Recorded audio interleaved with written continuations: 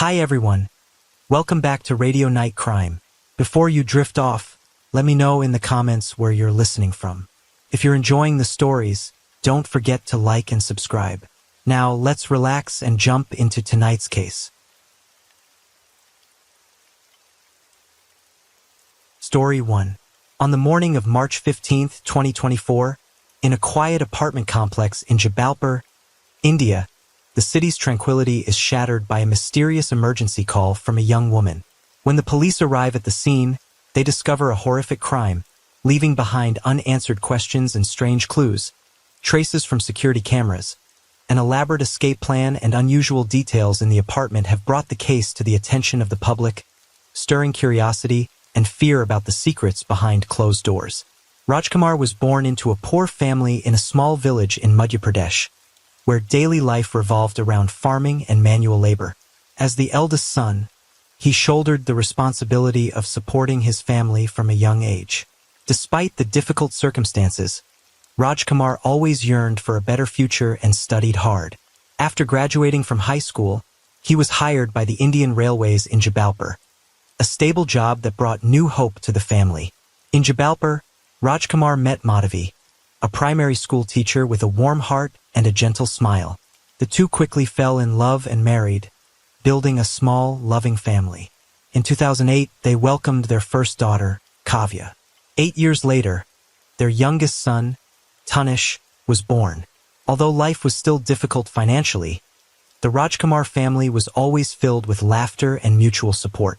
Tragedy struck in 2019 when Madhavi suddenly passed away from a heart attack. Rajkumar was devastated by his wife's passing, but he refused to let himself fall. He knew he had to be strong for the sake of his two young children. With all his love and responsibility, Rajkumar devoted all his energy to taking care of Kavya and Tanish, trying to fill the void left by their mother. Kavya grew up to be a smart and beautiful young woman, but the loss at a young age left her with lasting emotional scars. Rajkumar tried everything he could to make up for his daughter, but he could not replace the love of his mother. In 2023, when Kavya was 15, she started using social media as a way to find the connection she lacked at home. It was there that she met Mukul, an 18-year-old boy from the same city as her, Jabalpur. Of the youngest child in a working-class family, Mukul grew up with overprotective parents. This left him lacking social skills and prone to impulsiveness. Mukul dropped out of school early and worked as a laborer, and was known in the neighborhood for his hot temper and history of causing trouble. Initially, Mukul and Kavya's conversations revolved around innocuous topics. Mukul often shared about his daily life, the hardships of work, and the simple dreams he nurtured. With his gentle tone and the care he showed, Mukul quickly caught Kavya's attention. For the young girl who was looking for comfort and sympathy, Mukul was the one who listened to the confidences she could not share with her father. Kavya began to spend more time talking to Mukul. The text messages, which lasted from early morning to late at night, became an important part of her day. Mukul was not only a companion through the phone screen, but also someone who made her feel cared for and appreciated. Kavya had never felt this way since her mother passed away. Mukul, realizing Kavya's sensitivity and lack of affection, took advantage of that to further their relationship. He often gave her compliments and caring gestures, even if only online. For a girl in puberty and vulnerable like Kavya, this attention made her not hesitate to share her deepest thoughts with Mukul. However, Rajkumar, with his experience as a father and his instinct to protect his children, quickly realized the change in Kavya. He noticed that his daughter was spending more and more time on her phone, often smiling to herself or suddenly feeling sad for no apparent reason. At first, he thought it was just a girl's growing up mentality, but the signs became more and more obvious and he could not ignore it. Rajkumar began to investigate and quickly discovered the relationship between Kavya and Mukul. His suspicions grew as he learned about Mukul's situation, an uneducated young man with no clear future and known for his hot temper. Rajkumar was worried not only because of the difference in Mukul's and Kavya's lives, but also because he felt that Mukul might take advantage of his daughter's weakness to do harm. In August 2023, Rajkumar decided that he could no longer remain silent about the increasingly unstable relationship between his daughter and Mukul. After weeks of observation and internal struggle, he made the difficult decision to report Mukul to the police for harassing Kavya. Rajkumar's complaint was based on Mukul's persistent text messages, calls, and stalking, which he said not only disrupted his daughter's life but also put her at risk of serious psychological harm. Mukul was arrested shortly afterwards and spent a humiliating month in jail. His family, already tired of his temper and previous troubles, were now even more disappointed and shunned him. Neighbors and the community in the neighborhood also gossiped about the incident, making Mukul feel more isolated and humiliated than ever. Life suddenly became unbearable for him. During his days in prison, anger and bitterness flared up in Mukul. He believed that Rajkumar and Kavya had ruined his life, making him a laughingstock of the community. The hateful thoughts grew, turning into a smoldering fire that burned in his mind. Mukul began to hatch a plan for revenge, a dark plan that he believed would restore his honor and make those he believed were the cause of all his misfortunes pay. Initially, Mukul's target list included Kavya. In his mind, she is also a traitor who turned her back on him to protect her family. But everything changes when Kavya, in the midst of her despair due to her father's tight control, suddenly calls Mukul. During an emotional conversation, Kavya expressed her anger and resentment towards her family, especially Rajkumar. She felt trapped in her own home, not free to live the life she wanted. Kavya's words completely changed Mukul's mind. Instead of seeing her as a traitor, he saw her as an ally. Mukul realized that Kavya felt destroyed by her family, just as he felt destroyed by her father. His hatred was redirected, and he decided to cross Kavya off his list of targets. Instead, Mukul began to think about how to get Kavya to join his plan. He believed that, with the hurt and anger she felt, she would easily agree. Mukul painted a vision of a release for both of them, revenge on those who had caused them pain and building a new life together. In his twisted mind, Mukul saw this not only as revenge but also as a way to save both himself and Kavya. It was 3 a.m. on March 15, 2024. With a large iron bar in his hand and a large nylon bag on his shoulder, he walked cautiously, his eyes dull but filled with cold determination. Mukul had been thinking about this moment for months. The humiliation he had suffered, the seething hatred and the will to revenge drove him to an action that even he himself did not expect. Rajkumar's apartment was in a small, quiet apartment complex in Jabalpur. Mukul knew the way well, knew that Rajkumar often left the kitchen window open for ventilation. Taking advantage of that, he easily snuck in without making any noise. The dark and quiet space seemed to be complicit in Mukul's plan. His light steps led him to the master bedroom where Rajkumar was sleeping. Without hesitation, Mukul raised the iron bar high and brought it down hard on Rajkumar's head. The first blow woke him up, but before he could realize what was happening, the next blows came, fast and brutal. The room was plunged into an eerie silence as Rajkumar lay motionless on the bed, blood seeping from his head, soaking into the white sheets. In the small apartment, the noise was loud enough to wake up Rajkumar's 8-year-old son, Tanish. Hearing the strange noise coming from his father's room, Tanish got out of bed and ran towards it. When he entered, he was horrified to see his father lying motionless in a pool of blood. He screamed, rushing towards Mukul in a small attempt to prevent something worse. But Mukul, now completely blinded by hatred, had no mercy. He swung the iron bar again, this time aimed at Tanish. After just a few blows, the boy's small body collapsed to the floor. The air in the apartment became heavy, eerily silent. Only Mukul's ragged breathing could be heard after his rage. Kavya stood there, silently watching it all, saying a word. There was emptiness in her eyes, no emotion. She did not try to stop Mukul, nor did she panic. The hatred she had accumulated for Rajkumar over a long time had turned her into a silent accomplice, completely accepting what had just happened. After making sure that both Rajkumar and Tanish were dead, Mukul took a deep breath and ordered Kavya to clean up the scene. The two began to mop up the large bloodstains on the floor, dragging Rajkumar's body from the bed to the floor. They wrapped him in a nylon bag that Mukul had brought with him, tying it tightly with rope. Tanish's body, smaller and easier to handle, was stuffed into the kitchen refrigerator to keep the smell at bay. When the job was done, Mukul and Kavya decided to have breakfast in the apartment they had just turned into a brutal murder scene.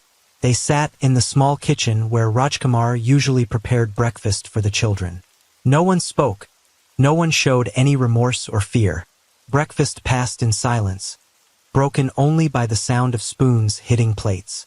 Before leaving, Kavya took her father's phone and sent a fake voice message to a family member. The message was carefully crafted so that no one would suspect that something bad had happened. She wanted to give the impression that Rajkumar and the children were fine, to buy time before the body was discovered. When they left the apartment, both Mukul and Kavya kept a calm demeanor. They took only a few clothes and a small amount of cash. Mukul, who had planned meticulously, knew that they needed to be constantly on the move to avoid detection. They began their escape by taking a local bus, then switching to another at a small stop to throw off anyone who might be following them.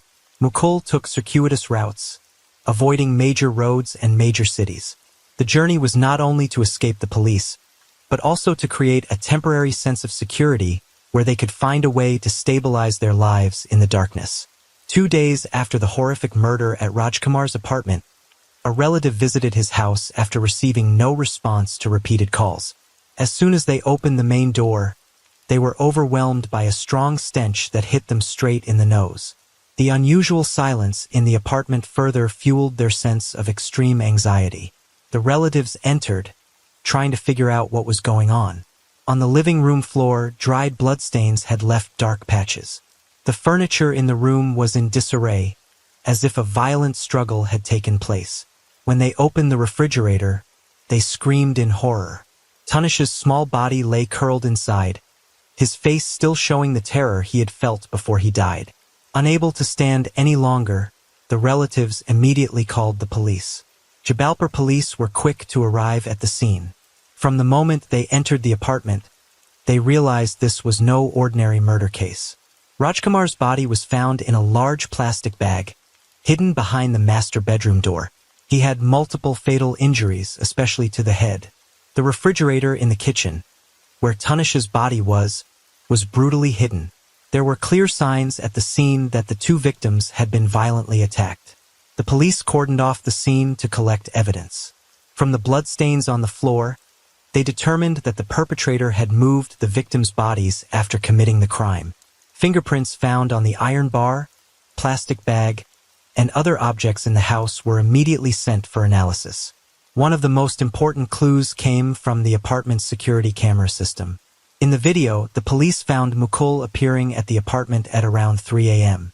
On March 15, 2024, not long after they saw Kavya leaving the house with Mukul. The calm and calculated actions of both men made the police realize that this was not a kidnapping or a surprise attack, but a meticulously planned and prepared plan. Based on the initial evidence, the police quickly expanded the investigation. Through analysis of Kavya and Mukul's phones, they discovered that the two had been in contact with each other for several days before the murder. This further strengthened the theory that Kavya was not the victim, but an accomplice. When investigating the road of the two suspects, the police discovered that they had changed buses several times in the hours after leaving Jabalpur. The random stops, circuitous routes, and avoidance of major cities suggested that Mukul had carefully calculated to throw the authorities off track. Finally, through the remaining clues, the police determined that Mukul and Kavya had reached the town of Kutni, about 145 kilometers from Jabalpur. There they hid for several days before continuing their journey. The pursuit of Mukul and Kavya lasted 77 days. During this time, the police faced many difficulties. Mukul, who was used to living on the streets, knew how to hide his tracks and erase all traces. They moved through several small towns, staying only long enough to rest before leaving. The couple used cash to avoid being tracked through bank transactions. They changed their mode of transport from buses, trains to rented private vehicles on the road, making it a challenging task for the police to track them down. Meanwhile, public opinion in Jabalpur was in an uproar. Details of the murder were revealed in the media, shocking the community. Those who knew Rajkumar, a devoted and gentle father, could not believe that he and his son were brutally murdered by Mukul and Kavya, the girl he loved with all his heart. Kavya, from being a victim in the eyes of the public, was now seen as an unforgivable accomplice. Her and Mukul's pictures went viral, becoming the target of heavy criticism. On May 31, 2024, the police received a tip-off from a resident of Haridwar, a city far from Jabalpur, that they had seen a girl who looked like Kavya working at a small restaurant. After confirming her identity, the police rushed in and arrested Kavya on the spot. She did not resist and just quietly followed the police away. 2 days later, Mukul suddenly appeared at the Jabalpur police station to confess. This action surprised both the investigating agency and the public. In his testimony, Mukul admitted to the entire crime, from planning, attacking Rajkumar and Tanish, to persuading Kavya to participate. Mukul said that his main motive was revenge. He believed that Rajkumar was the cause of his ruined life and felt that killing him was the only way to appease his hatred. As for Kavya, Mukul described her as an easily influenced person, drawn into his plan by negative feelings towards her father. The trial of Mukul and Kavya began in August 2024, attracting great attention from the public and the media. The courtroom was packed with people, with both curious and angry eyes directed at the two defendants. The brutality of the case had shocked public opinion, and everyone expected a harsh sentence. The prosecutor opened by detailing Mukul's actions, emphasizing that the murder was carefully planned. He presented compelling evidence, including Mukul's testimony, security camera footage of him at Rajkumar's apartment at the time of the crime, and the murder weapon and iron bar with Mukul's fingerprints. The prosecutor argued that Mukul not only acted out of revenge but also showed ruthlessness by killing Tanish, an innocent child. As for Kavya, the prosecutor charged her with complicity, saying that although she did not directly commit the murder, she participated in the plan and helped Mukul cover up the crime. However, Kavya's defense team argued that she was an impressionable teenager who was drawn into the crime by Mukul's psychological manipulation.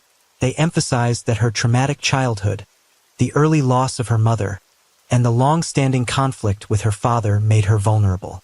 After weeks of intense trial and debate, the court delivered its verdict. Mukul was sentenced to life in prison for premeditated murder, with irrefutable evidence of his cruelty and calculation. As for Kavya, because she was a minor at the time of the crime, the court treated her under child-rearing laws. She was sentenced to a juvenile detention center, where she will undergo psychological counseling and educational programs to help her understand her actions.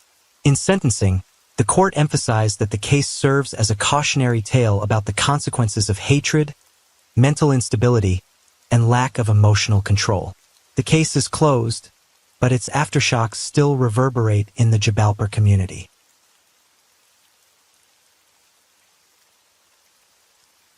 Story 2. On July 16, 2023, in Baker's Bay, a luxury resort paradise in the Bahamas' veil of wealth and power begins to crack, revealing a shocking conspiracy. Amidst the turquoise beaches and lavish mansions, an unusual chain of events leads to the discovery of a suspicious text message by the police on July 20, 2023. All the clues seem to revolve around a beautiful woman, once hailed as the epitome of perfection. But what really lies behind that flawless appearance? Lindsay Shiver was born on October 8, 1986, in Dorothy City, Alabama, into a wealthy family where she never lacked for material things. From a young age, Lindsay stood out for her beautiful appearance and confident demeanor, which quickly made her the center of attention at social and school events. Encouraged by her parents, Lindsay began participating in beauty pageants as a teenager, where she honed her performance skills and staged confidence. At the age of 19, Lindsay achieved great success when she won the title of Miss Houston County, a victory that not only proved her beauty but also her talent in communicating and impressing others. This victory opened up many opportunities for her in community events and invitations from sponsoring organizations, increasing her popularity in the area. After graduating from high school, Lindsay attended Auburn University, one of the most prestigious schools in Alabama. She continued to attract attention as a cheerleader on the school's cheerleading squad. With her talent and energy, Lindsay quickly became a standout on the team, regularly appearing at major sporting events and receiving admiration from friends and spectators. Lindsay's time at Auburn University not only helped her improve her social skills, but also shaped her confident and ambitious lifestyle. She knew how to use her beauty and talent to build her personal image, creating relationships with influential people in many fields. Although she always appeared radiant and perfect on the outside, Lindsay also had her own pressures when having to maintain a perfect image in front of everyone. However, it was during her years at Auburn University that Lindsay Shiver met Robert Shiver, the man who would change her life forever. Robert, born into a middle-class family in Georgia, was the embodiment of determination and strong will. Growing up in an environment that was not too prosperous but rich in moral values, Robert developed a steadfast and ambitious personality from a young age. With his outstanding football talent, he quickly became a standout player on the Auburn University football team, attracting attention not only from fans but also from colleagues and scouts. Lindsay and Robert first met at a school event and immediately formed a special bond between them. Both share a great energy and ambition in life, which quickly attracted them to each other. While Lindsay stands out with her confidence and radiant appearance, Robert exudes calmness and determination, creating a perfect balance. They gradually became an ideal couple in the eyes of friends and acquaintances. Their feelings were not only based on initial attraction but also built on the foundation of the harmony in life goals and values. Lindsay and Robert's love lasted throughout their college years and continued to grow even when they stepped out into the world. In 2011, they officially got married in a solemn ceremony held at a luxurious location in Georgia. After the wedding, Lindsay and Robert started a new life with great plans and hopes. The Shiver family quickly became a symbol of success and prosperity. They lived in a luxurious villa in Georgia, designed with all modern amenities. Soon after, they welcomed 3 sons, Grayson, Landon, and Rhett. The boys were not only the pride of the family, but also a symbol of the perfect life that many people dream of. The Shiver family's lavish lifestyle was marked by expensive vacations to famous resort locations. They frequently traveled to Baker's Bay in the Bahamas, where they enjoyed relaxing days on a private beach and high-end service. They also owned a private jet, making travel convenient and showing off their status.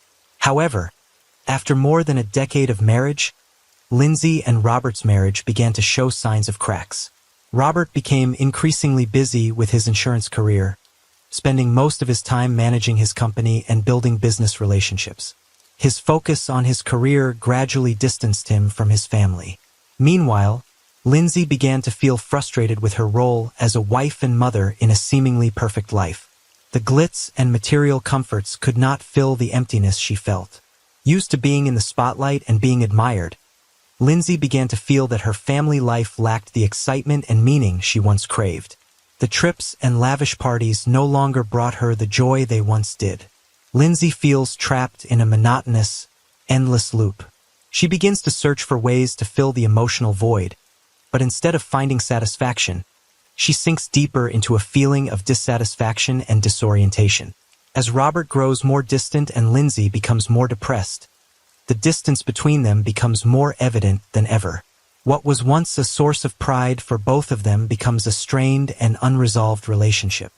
The facade of perfection they strive to maintain slowly crumbles, revealing the conflicts simmering within. Until one day, while on vacation at Baker's Bay, a luxury resort in the Bahamas frequented by the Shiver family, Lindsay meets Terrence Bethel, a 28-year-old native of the islands. Terrence, with his handsome looks and outgoing personality, quickly catches the attention of Lindsay, who feels suffocated and dissatisfied with her marriage. At first, the two only had casual conversations, but their relationship quickly developed into a secret, passionate, and dangerous affair. Terrence brought Lindsay the new feeling she had lacked for many years. He represents freedom, an escape from the routine life she feels trapped in. Under the guise of vacations, Lindsay and Terrence meet regularly, taking every opportunity to be together without attracting attention. However, the changes in Lindsay's attitude and behavior cannot escape Robert's watchful eyes. At first, Robert does not think much of the change in his wife, only feeling that she is becoming more distant and less interested in the family. But over time, the signs become more obvious. Lindsay is often busy with her phone, becomes more secretive, and always seems to have something to hide. Robert's insecurities gradually grow, making him decide to find out the truth. With his innate determination, Robert hires a private investigator to follow Lindsay. It does not take long for the detective to discover the affair between Lindsay and Terrence. The photos, text messages, and other evidence gathered quickly became Robert's weapon in the upcoming legal battle. In April 2023, Robert decided to file for divorce. In his divorce filing, he requested physical custody of their 3 sons Grayson, Landon, and Rhett, as well as a majority of their assets, including their Georgia mansion and private jet. He cited Lindsay's extramarital affairs as evidence that she was no longer responsible enough to be a mother and maintain a stable life for her children. In response, Lindsay did not remain silent. Instead, she accused Robert of mental and physical abuse throughout their marriage, which she claimed had caused her to become unbalanced and seek comfort outside of her. Lindsay also requested financial support after the divorce, claiming that she had given up her career and had been completely dependent on Robert for many years, and therefore needed financial security to maintain her current lifestyle. The divorce battle quickly became the focus of media attention, as both parties were prominent figures and were once considered symbols of success and family happiness. Robert, with his image as a devoted father and successful man, was widely sympathized with. On the contrary, Lindsay, with her alleged infidelity and lavish lifestyle, was heavily criticized by the public. Meanwhile, Terrence Bethel was also caught up in this scandal. His relationship with Lindsay was not only exposed but also became the reason for the breakdown of the Shiver family's marriage. Under pressure from the media and the consequences of the divorce, Terrence seemed to withdraw from the relationship, leaving Lindsay to face the consequences of his actions. On July 16, 2023, during a tense afternoon at the Shiver family's lavish mansion in Georgia, everything between Lindsay and Robert exploded into a fierce argument. After months of conflict over the unresolved divorce, the tension between the two escalated. This time, the initial cause was Lindsay's request to use a private jet to fly to the Bahamas to meet Terrence Bethel. Robert, who retains control of the assets pending division under the divorce settlement, steadfastly refuses. He is well aware of Lindsay's intentions and does not want to assist in what he sees as an affront to his honor. Lindsay, already pent up with frustration, exploded in anger. She saw Robert's rejection not only as a control move but also as a direct challenge to her freedom. In a fit of rage, Lindsay took out her phone and sent a WhatsApp message to Terrence. A 2-word but dangerously suggestive message, "Kill him," along with a photo of Robert. The message was not just a result of a momentary anger, but also showed the level of hostility she had toward her ex-husband. Terrence, who was in the Bahamas, received the message. His relationship with Lindsay, while stimulating and rewarding, was now starting to become more complicated. However, Lindsay's message remained on Terrence's phone without being deleted, leaving a dangerous trail for the events that followed. On July 20th, 2023, a robbery occurred at Grabber Bar and Grill, a popular bar in the Bahamas that Terrence frequented. This is a bustling area, frequented by tourists and locals. The robbery happened suddenly and quickly, prompting local police to investigate. Initially, the incident was considered a simple robbery, but as investigators searched for clues, they stumbled upon something unusual on the phone of someone who knew Terrence. Through the process of collecting data, the police discovered a series of WhatsApp messages between Terrence and Lindsay. Among them, the message dated July 16th with the content "Kill him" and a picture of Robert immediately attracted attention. The content of this message made the police suspect that the incident might not be just a random robbery but could be related to a deeper conspiracy. Realizing the seriousness of the message, the police expanded the investigation, focusing on the relationship between Lindsay, Terrence, and Robert. They began to piece together events, from the extramarital relationship between Lindsay and Terrence to the escalating tensions in Lindsay and Robert's marriage. Police also discovered that Lindsay had not only had an affair but also had potentially violent and hostile actions towards her ex-husband. During the investigation, police gathered additional evidence from those involved. Witnesses at the Grabber Bar and Grill reported that Terrence had been acting suspiciously before the robbery, including having secret conversations with several strangers. Mutual friends of Lindsay and Robert were also called in for questioning, revealing details about their personal lives. As the evidence began to piece together, police theorized that Lindsay's text messages may have been a directive to Terrence, hinting not only at her anger but also at a plot to kill Robert. The kill him text was not just spoken in anger but also directed, placing Lindsay as the mastermind of the plan. July 21, 2023, a tense and urgent day in the months-long investigation in the Bahamas. The truth began to emerge like light through a thick fog. Lindsay, Terrence, and Farron Newbold, the central figures in the shocking case, were arrested and taken to the Nassau police station. Their summons was more than a legal formality. It marked a pivotal moment in the process of uncovering the truth and seeking justice for Robert, the victim of a dark conspiracy. The lengthy investigation had yielded incontrovertible evidence, notably coded messages that had been deciphered by the police's digital team. The messages were not just angry words, as Lindsay later tried to justify, but rather pieces of a carefully orchestrated and malicious plan. The police had built up a complete picture of the relationship between Lindsay and Terrence, revealing the complex nature of the plot. Farron Newbold, while not directly involved in the planning, was, as the evidence suggested, involved and instrumental in the execution of the plans. At the police station, the interrogation took place in a tense atmosphere. Public opinion on the case remains deeply divided. Some people see Lindsay as the mastermind, who used her relationship with Terrence to carry out a dark plot to escape her unhappy marriage. On the other hand, some see Lindsay as a victim of a stressful marriage and manipulation by those around her. The case has exposed the dark side behind the glamorous appearance of a wealthy life. It has become a reminder of the fragility of happiness when dominated by ambition, hatred, and selfishness. Lindsay, wearing the light-colored jumpsuit she was issued at the makeshift detention center, appeared both panicked and defensive. She denied that the messages were specific instructions, insisting that they were just idle chatter with no real intention behind them. But the investigators were not so easily convinced. They spent months analyzing digital evidence, timing messages sent and received, and correlating them with specific actions the group took. Terrence, who was once considered a close associate of Lindsay, chose to deny all charges. He claimed to have no knowledge of any violent plans and claimed his presence was coincidental.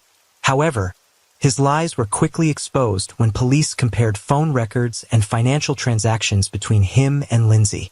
The records not only demonstrated the frequency of their communication, but also showed that Terrence had received a large sum of money from Lindsay shortly before the attack on Robert. Farron Newbold, a suspected co-conspirator in the plot, was less cooperative. He remained silent for the most part, but the evidence against him was overwhelming. Police found traces of his DNA at a secret rented house, believed to be the group's command center. Digital evidence became the backbone of the case. From the chillingly text messages to the GPS data that proved Terrence was at the scene, it all formed an unbreakable chain of logic. Lindsay, who had tried to project an image of a successful businesswoman and devoted mother, now emerged as the cold-blooded mastermind. She not only incited but also directly directed every step of the plan to take down Robert, who had been her biggest competitor in the Bahamas hotel business. In the released text messages, phrases such as "eliminate him," "leave no trace," and "do it fast before he can react" were used. Investigators determined that these could not have been mere words uttered in the heat of the moment, but were clear expressions of criminal intent. Terrence was allegedly the one carrying out Lindsay's instructions. He was found to have purchased surveillance equipment and orchestrated the steps to track Robert before the attack. Meanwhile, Farron's role, while not prominent, was clearly involved in logistical preparations, including providing means and concealing the group's activities. With the evidence overwhelming, Lindsay was placed in Fox Hill Prison, which was notorious for its harsh living conditions. The prison was known as one of the worst in the area, with cramped cells, poor lighting, and poor sanitation. Once a powerful woman, Lindsay was now faced with the harsh realities of prison life. She was confined to a small cell, barely enough space to lie down, and had to share a bathroom with several other inmates. Terrence and Farron were also held in the same prison, but in separate areas. Both maintained a reserved demeanor and limited interaction with other inmates. Their fall from grace made all three targets of other inmates, creating a high risk of prison violence. On August 9, 2023, after several hearings, the court agreed to release all three on extremely high bail, $100,000 for Lindsay and $20,000 each for Terrence and Farron. The bail conditions that came with them were not easy. All of them were required to wear ankle bracelets that monitored their movements 24/7. They were also required to surrender all their passports, ensuring that they could not leave the Bahamas while awaiting trial. Lindsay, after being released on bail, tried to maintain a calm image but could not hide the tiredness and tension in her eyes. The ankle bracelet restricted her movements and made her live in a constant state of anxiety. In the first days after being released on bail, she avoided public appearances, trying to maintain a private life in a small rented house under close surveillance. Terrence and Farron, despite their lower bail amounts, did not have an easy life. The surveillance deprived them of the freedom they once had, and the stress of the case made it almost impossible for them to find peace. Both were considered potential criminals by society, and their previous relationships had all fallen apart under the suspicious eyes of those around them. As the official trial awaited, pressure from the victim's family and public opinion mounted. Robert, the victim of the plot, survived but suffered severe physical and mental injuries. His family has been vocal in their demands for justice, making the case the focus of local and international media attention. Lindsay and her team face not only the loss of their freedom but also public judgment. Newspaper articles, television shows, and social media have delved into their lives and motives. Lindsay, in particular, has gone from a successful businessman to one of the most notorious criminals in the world, with words like mastermind conspiracy and attempted murder. Meanwhile, Lindsay and Terrence's lawyers are trying to find ways to reduce their client's charges. They have repeatedly argued against the evidence, insisting that the messages and data collected may have been misinterpreted or were insufficient to establish a criminal conspiracy. However, this legal battle remains an uphill battle when the evidence is so clear and the public pressure is so great. The trial of Lindsay Shiver, Terrence Bethel, and Farron Newbold, originally scheduled for March 2024, was postponed multiple times due to legal and scheduling issues. The trial was eventually rescheduled for March 2025, adding to the stress and pressure for all involved. While awaiting trial, Lindsay faced many difficulties. She was accused of violating her bail conditions after appearing in unauthorized places without prior notice. This incident not only further damaged Lindsay's image in the eyes of the public but also forced the authorities to increase surveillance of her. At the same time, the relationship between Lindsay and Robert became increasingly tense. Robert, as the father, filed a petition to limit Lindsay's visitation rights, citing the risk of negative effects on her sons Grayson, Landon, and Rhett. Robert's decision received sympathy from some people, but also faced criticism from those who believed he was deliberately depriving Lindsay of parental rights.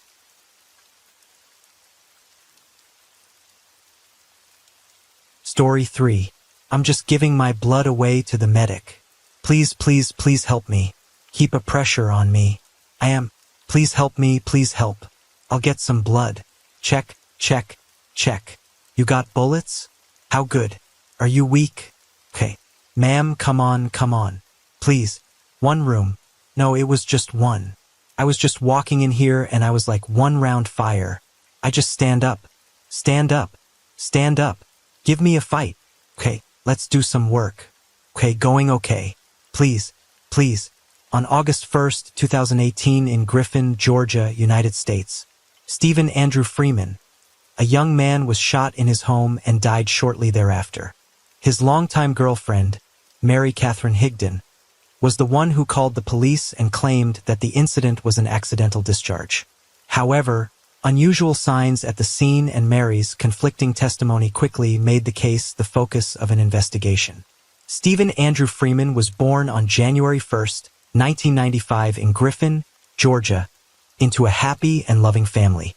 His parents, Troy and Jennifer Freeman, were always role models of hard work and dedication, inspiring Stephen and his older brother Blake to the values of kindness and responsibility. Stephen grew up with a sociable personality, always willing to help friends and neighbors. From a young age, he was loved for his sincerity and positive attitude, making him a trustworthy friend in the eyes of everyone around him.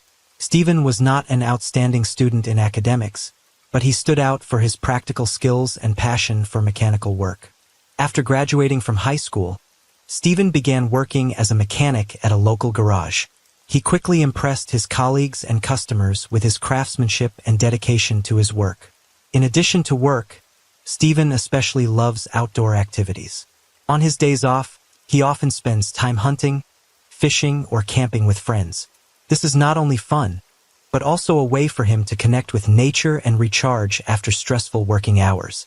In 2011, Stephen met Mary Catherine Higdon, a girl just 1 year older than him at Griffin High School. Mary was born in 1994 and is the youngest daughter in a middle-class family. She is known for her energetic, cheerful, and energetic personality. Mary loves nature and has a special passion for outdoor activities, just like Stephen.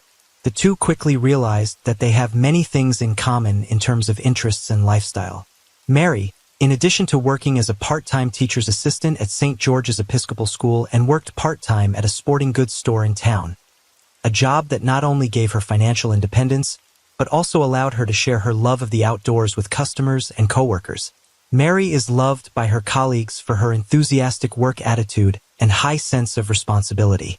The relationship between Stephen and Mary began with simple dates such as fishing, picnics, or attending small parties in town. Their feelings quickly developed, built on mutual respect and shared joy in the hobbies they both love.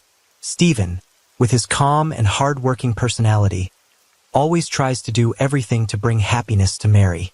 Meanwhile, Mary, with her liveliness and dynamism, brings Stephen positive energy in life. After graduating from high school, the two decided to move in together in a small house in Griffin. Their life together, although not too rich, is full of joy and harmony. Stephen works hard at the garage, while Mary continues to work as a teacher's assistant and saleswoman. They both share responsibilities in daily life, from decorating the small house to preparing meals together. Every weekend, Stephen and Mary often take short trips to hunt or camp nearby areas. These trips are not only a chance for them to relax, but also a way for both of them to keep the fire burning in their relationship. Mary often said that she loved Stephen not only because of his personality, but also because he always knew how to make her feel safe and loved. Their 7-year relationship was highly appreciated by friends and family. Stephen and Mary were not only a couple but also true companions in life. They overcame financial difficulties together and always supported each other in work and life. Initially, Stephen and Mary were long considered an ideal couple by friends and family. They shared the same interests, built a life together, and shared beautiful memories. However, that ideal was just the surface of a complicated relationship that gradually became difficult to maintain. Under the peaceful shell, small conflicts began to appear and gradually accumulated into bigger problems. Mary, who Stephen once admired for her dynamism and personality, gradually revealed her controlling and jealous side. According to Stephen's friends, Mary often suspected Stephen of having an affair, even without any evidence.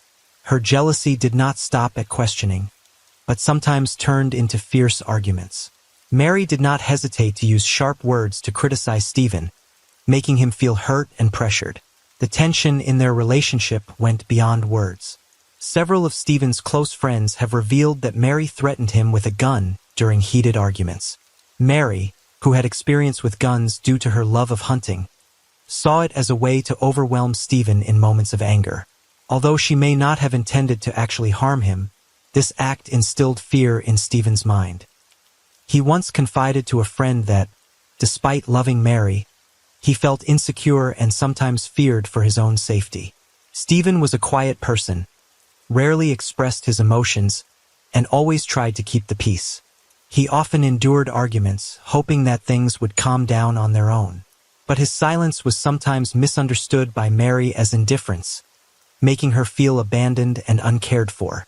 Stephen, on the other hand, felt tired of Mary's increasing demands.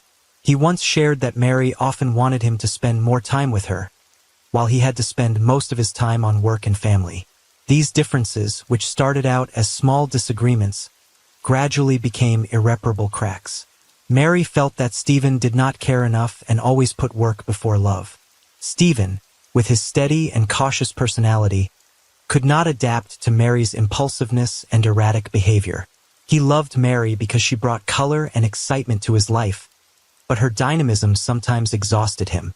However, they both tried to maintain their relationship. Mary always tried to make up after every argument, trying to compensate with loving actions. She often prepared special meals or suggested outings to warm up their relationship. Stephen, despite feeling that the conflict could not be resolved many times, could not leave Mary. He worried that if he left, she would fall into a state of uncontrollability. Being responsible by nature, Stephen felt he needed to protect Mary, even if it meant sacrificing his own comfort. In July 2018, after years of living in a tense and unstable relationship, Stephen Freeman finally decided that he could not continue. The endless arguments, Mary Higdon's jealousy and control, along with growing fear, made Stephen realize that leaving Mary was inevitable. However, Stephen knew Mary's impulsive nature and knew that any announcement of a breakup could lead to a negative, even dangerous, reaction. So he planned to leave quietly without warning, waiting for the right opportunity to carry out his plan. Little did he know that he would never get the chance to carry out his plan. On the night of August 1st, 2018, things turned into an irreversible tragedy. That evening, a 911 call from Mary brought Griffin police to the home she and Stephen shared. During the call, Mary's voice was panicked and broken as she said that she accidentally shot her boyfriend while handing him a Glock .42. She insisted that it was an accident, that the gun had gone off and hit Stephen. When the police arrived on the scene before them raised more questions than answers. Stephen was lying on the floor with 2 fatal gunshot wounds, one in the chest and one in the neck. Although he was rushed to the hospital, Stephen died from his injuries. Mary, who was at the scene, appeared distraught but could not hide the smell of alcohol on her. Inside the house, a half-finished dinner was left with food scattered everywhere. The table was overturned, and a chair was lying in the middle of the living room. Police quickly realized that Mary's initial account did not match the scene. If the gun had been accidentally discharged, how could the bullet hole have appeared in that location? Furthermore, the chaos in the house suggested that there may have been a major argument before the shooting. During initial questioning at the scene, Mary repeated her story that she was only handing the gun to Stephen and had no intention of hurting him. She claimed that Stephen was the only person she had ever loved and that they had not argued before the incident. However, the inconsistencies in Mary's account and the obvious signs at the scene made it impossible for police to rule out the possibility of a homicide. During the autopsy, investigators found that the angle and direction of the bullet wound did not match Mary's account of the gun going off. The initial investigation found that Stephen was shot at close range, with the bullets appearing to have come from a position where the gun was deliberately pointed at him. Furthermore, both bullet wounds showed a concentration of vital signs, which is rare in an accidental accident.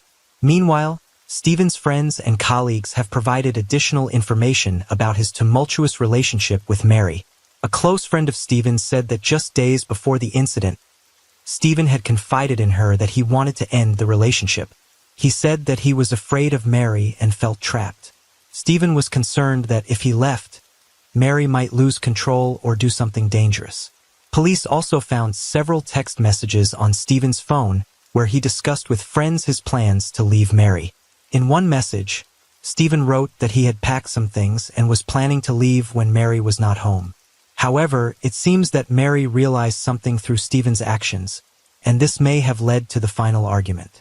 The evidence gathered made the case lean more and more towards the theory that this was not an accident.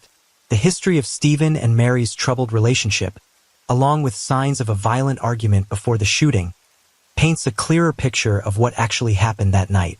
When police interviewed Mary a second time, they found discrepancies in her story. Initially, she insisted that the two had not argued, but when pressed further, she admitted that there had been a brief argument over dinner. Then, when asked about the gun, Mary could not explain exactly how it was held or how it could have discharged twice under such circumstances. Finally, when police examined the Glock .42, they found that it was on the safe, making it impossible for the gun to discharge without direct intervention. This was the final piece of the puzzle that solidified the suspicion that Stephen's death was not an accident. After days of investigation, the case of Stephen Freeman's death began to become the center of attention in Griffin. The public was shocked by the news that Mary Higdon, Stephen's longtime girlfriend, may have been directly involved in this tragedy. While Mary continued to insist that it was an accident, investigators were not convinced by her story. Evidence at the scene and the two's personal relationships painted a complex picture, revealing what Mary was trying to hide. During her interrogations, Mary frequently changed her story. Initially, she said that the Glock .42 accidentally discharged while she was handing it to Stephen. But when pressed about how the gun was held and the distance between her and Stephen, Mary changed her story, saying that Stephen took the gun from her and that the accident happened because they were both careless. However, gun experts called in by the police completely dismissed the possibility that the Glock .42 discharged by accident. The Glock .42 is designed with an advanced safety system that requires direct force on the trigger to activate. Furthermore, an examination of the gun showed that it was in a safe position, making it virtually impossible for it to have been accidentally fired. Combined with the forensic report, investigators confirmed that the gun was pointed directly at Stephen's chest and neck from very close range. This was in stark contrast to Mary's initial testimony that the incident occurred while the two were standing far apart. In addition to the gun evidence, cooking grease on the surface of the gun was also analyzed. According to Mary's testimony, she was preparing London broil in the kitchen when the incident occurred.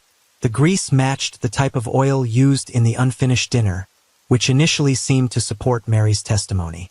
But investigators questioned why the gun was in the kitchen. It was unlikely that Mary would have picked up the gun while cooking unless she had taken it out with a specific intention. Additionally, the call history from Mary's phone before the incident was also an important clue.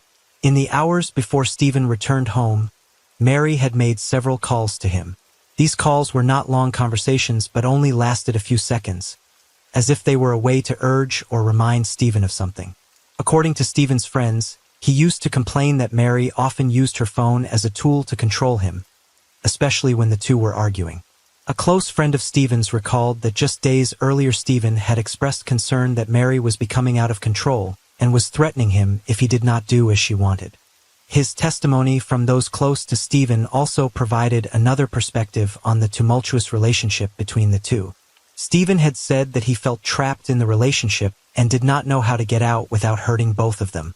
A close friend said that Stephen had considered leaving Mary, but he feared that she would not accept it and might do something dangerous. Text messages found on Stephen's phone also reinforced the suspicion that Mary was aware of his intention to break up. In one text message to his friend, Stephen said that he had started packing and planned to leave when Mary was not home. He hoped that leaving quietly would help avoid a direct confrontation, but it seems Mary found out about this plan, and that may have been the cause of their final argument. As police pieced together the evidence, the picture of what really happened on the night of August 1, 2018, became clearer. Stephen came home after receiving multiple calls from Mary, possibly to avoid upsetting her. But when he entered the house, the atmosphere was tense. Signs of a major argument were evident at the scene. Food was strewn everywhere, furniture was in disarray, and Mary smelled of alcohol. Police concluded that, during the argument, Mary grabbed a Glock .42. While it may have been intended as a threat, she pulled the trigger in a fit of rage and impulsiveness. The bullet wounds to Stephen's chest and neck, combined with Mary's inconsistent testimony, suggested she had pointed the gun directly at him. After the evidence was released, Mary was arrested and charged with murder. The Griffin community, where Stephen and Mary had once been considered the ideal couple, was shaken by the news. Those close to Stephen were both heartbroken and angry at his death.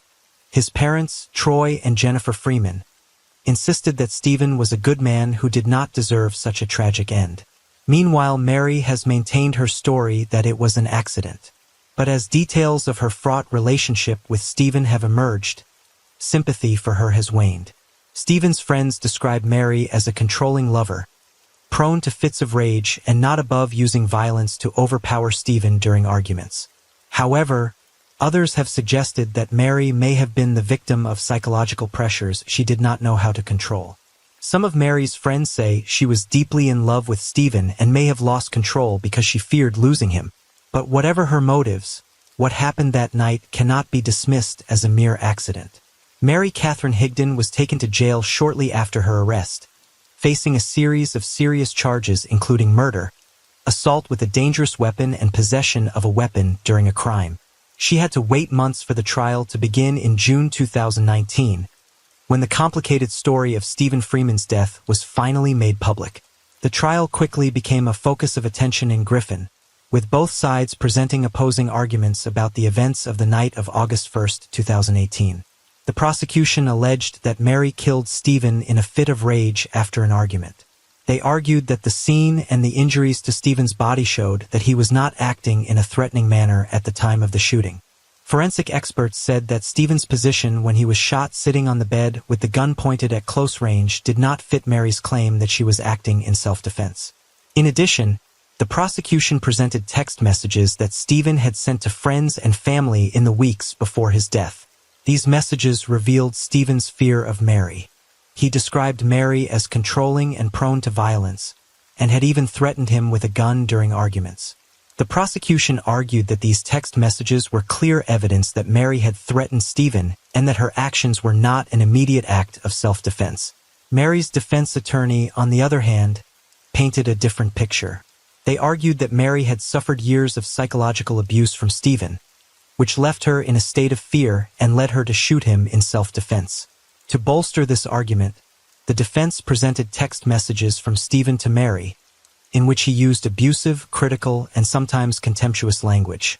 These messages were used to demonstrate that Stephen created a toxic psychological environment that made Mary feel threatened. At trial, Mary also testified that Stephen controlled many aspects of her life, from where she went and what she did to how she interacted with friends and family. She maintained that her actions were not motivated by anger, but by extreme fear after years of psychological abuse. The jury was faced with a difficult decision. The two opposing stories, one of a woman accused of killing her boyfriend in a fit of rage, and the other of a woman claiming self-defense after years of abuse, had created a deep divide. Ultimately, the jury acquitted Mary Catherine Higdon, finding there was insufficient evidence to prove that she killed Stephen with intent to kill or was not acting in self-defense. The decision immediately sparked a wave of controversy. Many supported the verdict, saying it reflected the complex realities of abusive relationships and the difficult decisions victims face. However, others, especially Stephen's family and friends, saw it as a failure of the legal system to protect victims and ensure justice. Mary Catherine Higdon's case not only ended with an acquittal, but also left many major questions about how the legal system treats cases involving violence and self-defense. Despite the verdict, public opinion was deeply divided, making this one of the most controversial cases in Griffin.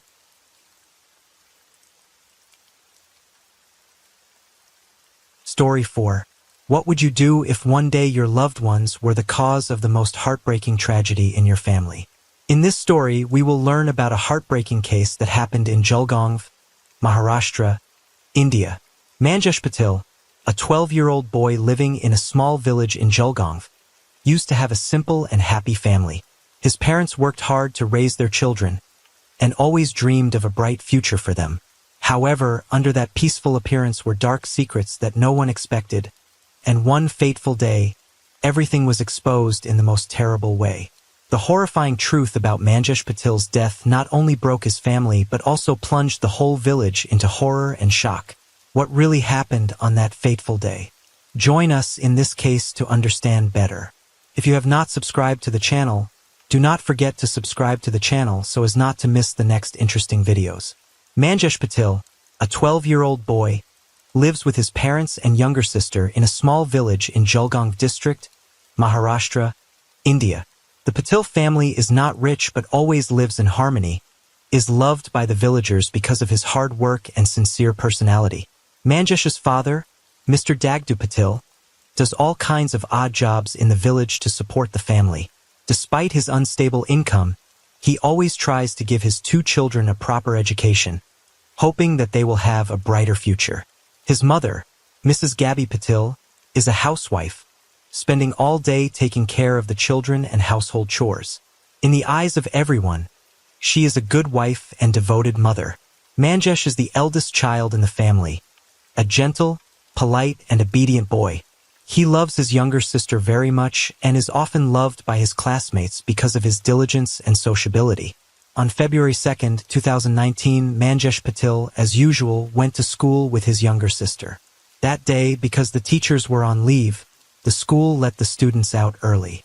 Manjesh ran home happily, excited at the thought of having more time to play. When he got home, he found his mother preparing lunch.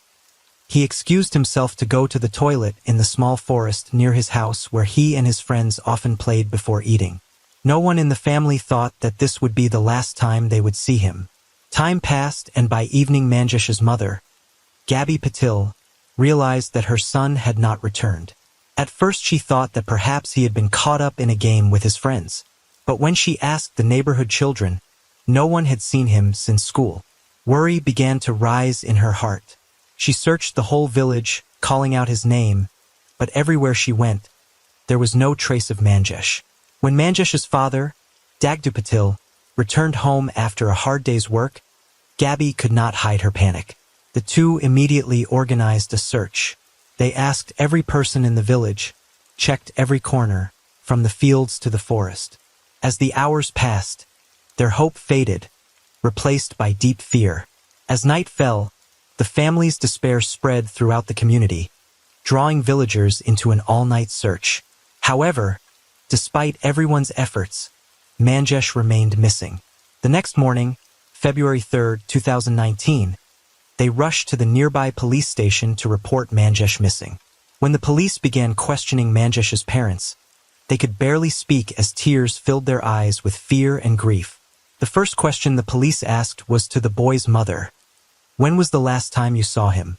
Through sobs, Gabby replied, "I told him to eat when he returned from school, but he said he needed to go to the toilet. He promised to eat later, then quickly ran towards the forest. After that, he never returned home." Her voice choked up, and she began to cry uncontrollably. The police suspected that someone might have kidnapped Manjesh for personal reasons. They asked Mr. Dagdu and names, Gabby if the family had any enemies. Both shook their heads, insisting that they had no enemies and that no one had any reason to harm their family. Police later went to Manjesh's school to speak to teachers. They said Manjesh was a quiet, well-behaved boy who always came to school on time and went straight home after class.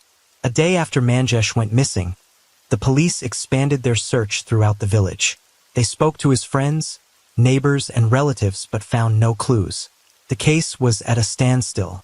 The police then speculated that Manjesh might have been kidnapped for ransom, but they quickly ruled out this theory as his family was poor and not an ideal target for criminals.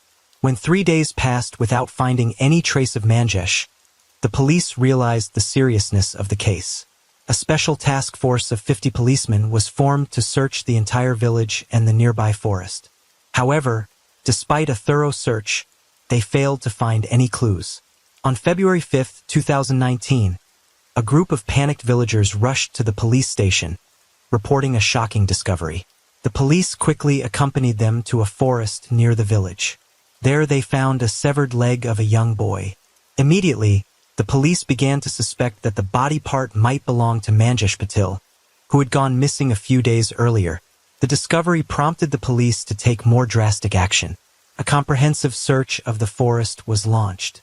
During this process, they discovered more scattered body parts, gradually revealing the heartbreaking truth about Manjesh's death. However, despite all efforts, the police could not find the boy's head anywhere, making the case even more mysterious. Strangely, the discovery coincided with the Amazia period, also known as Dark Amazia, a rare phenomenon that occurs only every 27 years, when the sky is completely dark due to a new moon. Many villagers believe that this is when practitioners of black magic become especially active. The way Manjesh's body parts were dismembered and scattered made it impossible for the police to rule out the possibility that the case was related to black magic. News of the discovery of the body parts spread quickly throughout the village, causing fear to grip the entire community. Parents began to worry about the safety of their children. Many stopped sending their children to school and did not allow them to leave their homes. The whole village was in a state of extreme tension, and the police realized the seriousness of the situation. Manjesh's family still held out hope that he might have been kidnapped or lost somewhere and would be returned safely. However, this hope was dashed when the police discovered almost all of Manjesh's body parts, along with his clothes, in the forest. The authorities immediately called the family to the scene for identification. When Manjesh's family arrived, they immediately recognized him, although his head was still missing. Seeing his clothes and the rest of his body was enough to make them extremely sad. Especially his mother, Gabby Patil, completely collapsed, crying uncontrollably. The pain in her eyes was so obvious that it was beyond all endurance. The case became more serious when the entire village gathered together to support the police investigation. The loss not only deeply affected the Patil family, but also shocked and haunted the entire community. With a team of 50 police officers, an intensive search was launched in the hope of finding something that would lead them to the truth. Police brought in sniffer dogs to assist, hoping that they could pick up some scent that linked them to Manjesh Patil. The dogs were eager to be released into the forest to follow the trail. However, something strange happened every time they were released. The dogs returned to Manjesh's house. At first, the police thought it might be a coincidence or a mistake in training. But when they tried again, the results were the same. The dog's trail always seemed to end at the Patil family's small house. This raised a big question in the investigation team. Was there something hidden inside this seemingly peaceful house? The family members, already grieving the loss of their son, now became the focus of the investigation. The police began to ask deeper questions. Who was the last person to see Manjesh? Was there a family feud? And could one of them be involved in this horrific crime? These suspicions prompted the police to expand the investigation. They returned to the Patil family home to thoroughly examine every corner, looking for any clues that might shed light on the truth. This twist not only changed the direction of the investigation, but also opened the door to dark secrets, hidden deep within the family secrets that no one in the village could have imagined. The police began searching for any clues that could point to a suspect. The first thing they thought of was using CCTV cameras to track suspicious movements. However, the small village was not equipped with a surveillance system.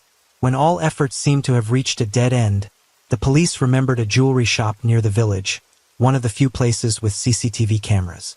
They quickly contacted the shop owner to get the footage from February 2nd, hoping to find useful information. When they examined the footage, they discovered a strange detail. A beggar was seen wandering around the village, asking for food and money. However, what made this person stand out was the large, heavy bag he was carrying. The police suspected that Manjesh's body might be in that bag. Armed with the new clue, they immediately searched the area around the village for this beggar. However, despite all their efforts, the beggar disappeared without a trace. Feeling stuck, the police decided to change their approach. They teamed up with a few people to create a sketch of the beggar and posted it around the village. To encourage people to come forward with information, the police even offered a cash reward. However, once again, this effort failed to yield any breakthroughs. Meanwhile, most of the villagers still believed that the crime was related to black magic.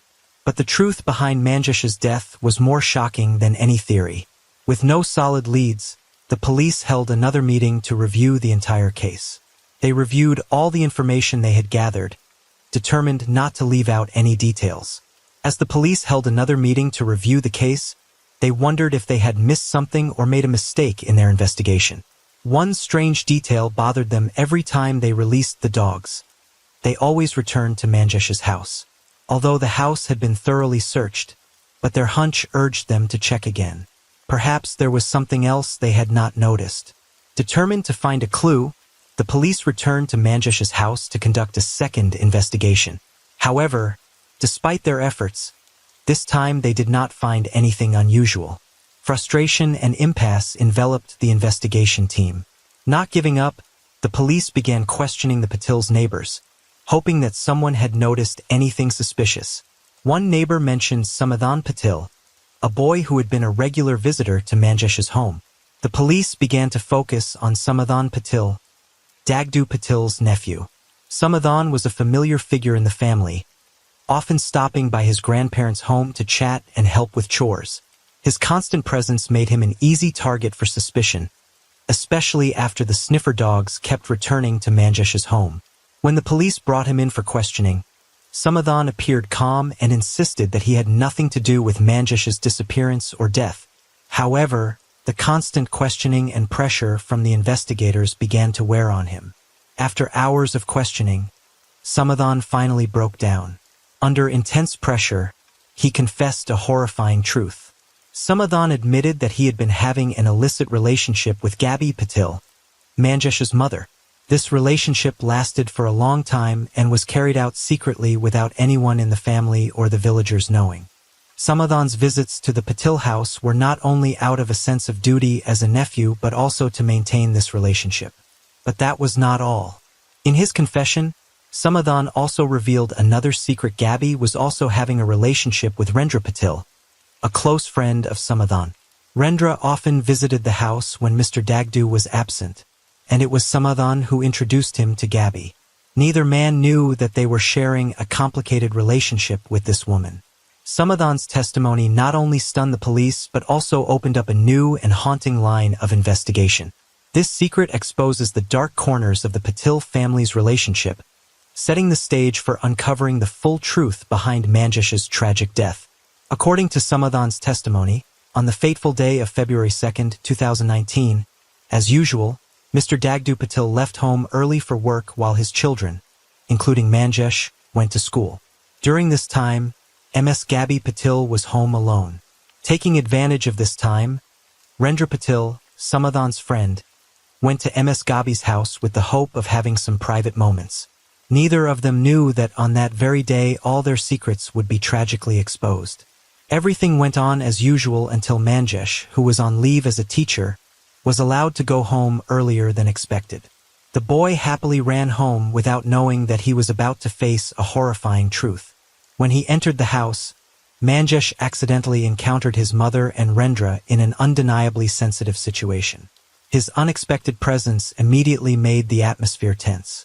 Rendra, in a state of panic and fear that his secret with Gabi would be exposed, lost control completely. He feared that if Manjesh told the story, his reputation and relationship with Gabi would be ruined.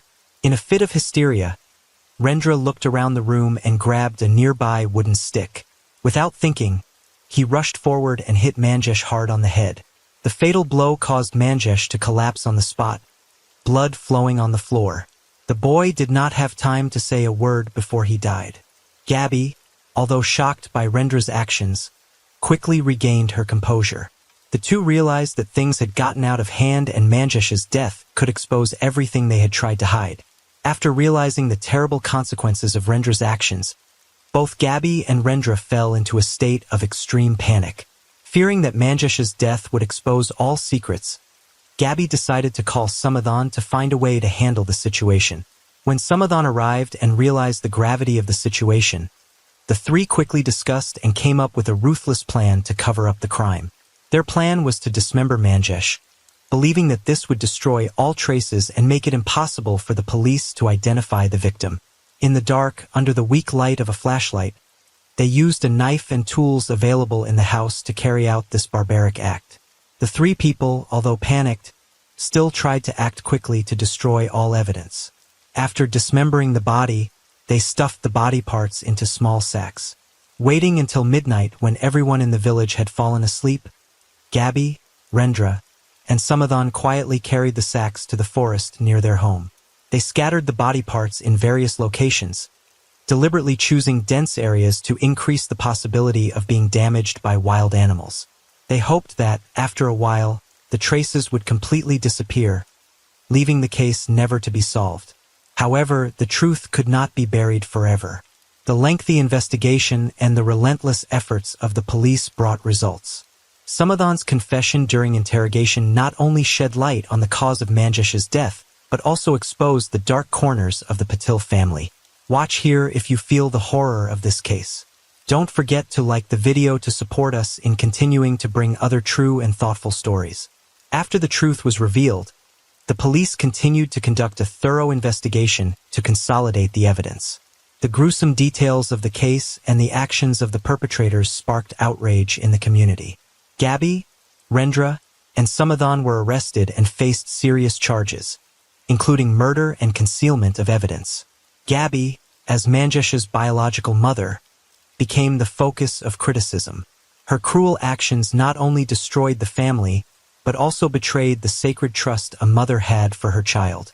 Rendra and Samadhan, the two accomplices, were also severely criticized for their greed, selfishness, and willingness to commit crimes to conceal their illicit relationship. The police arrested Gabby Patil, Samadhan Patil, and Rendra Patil.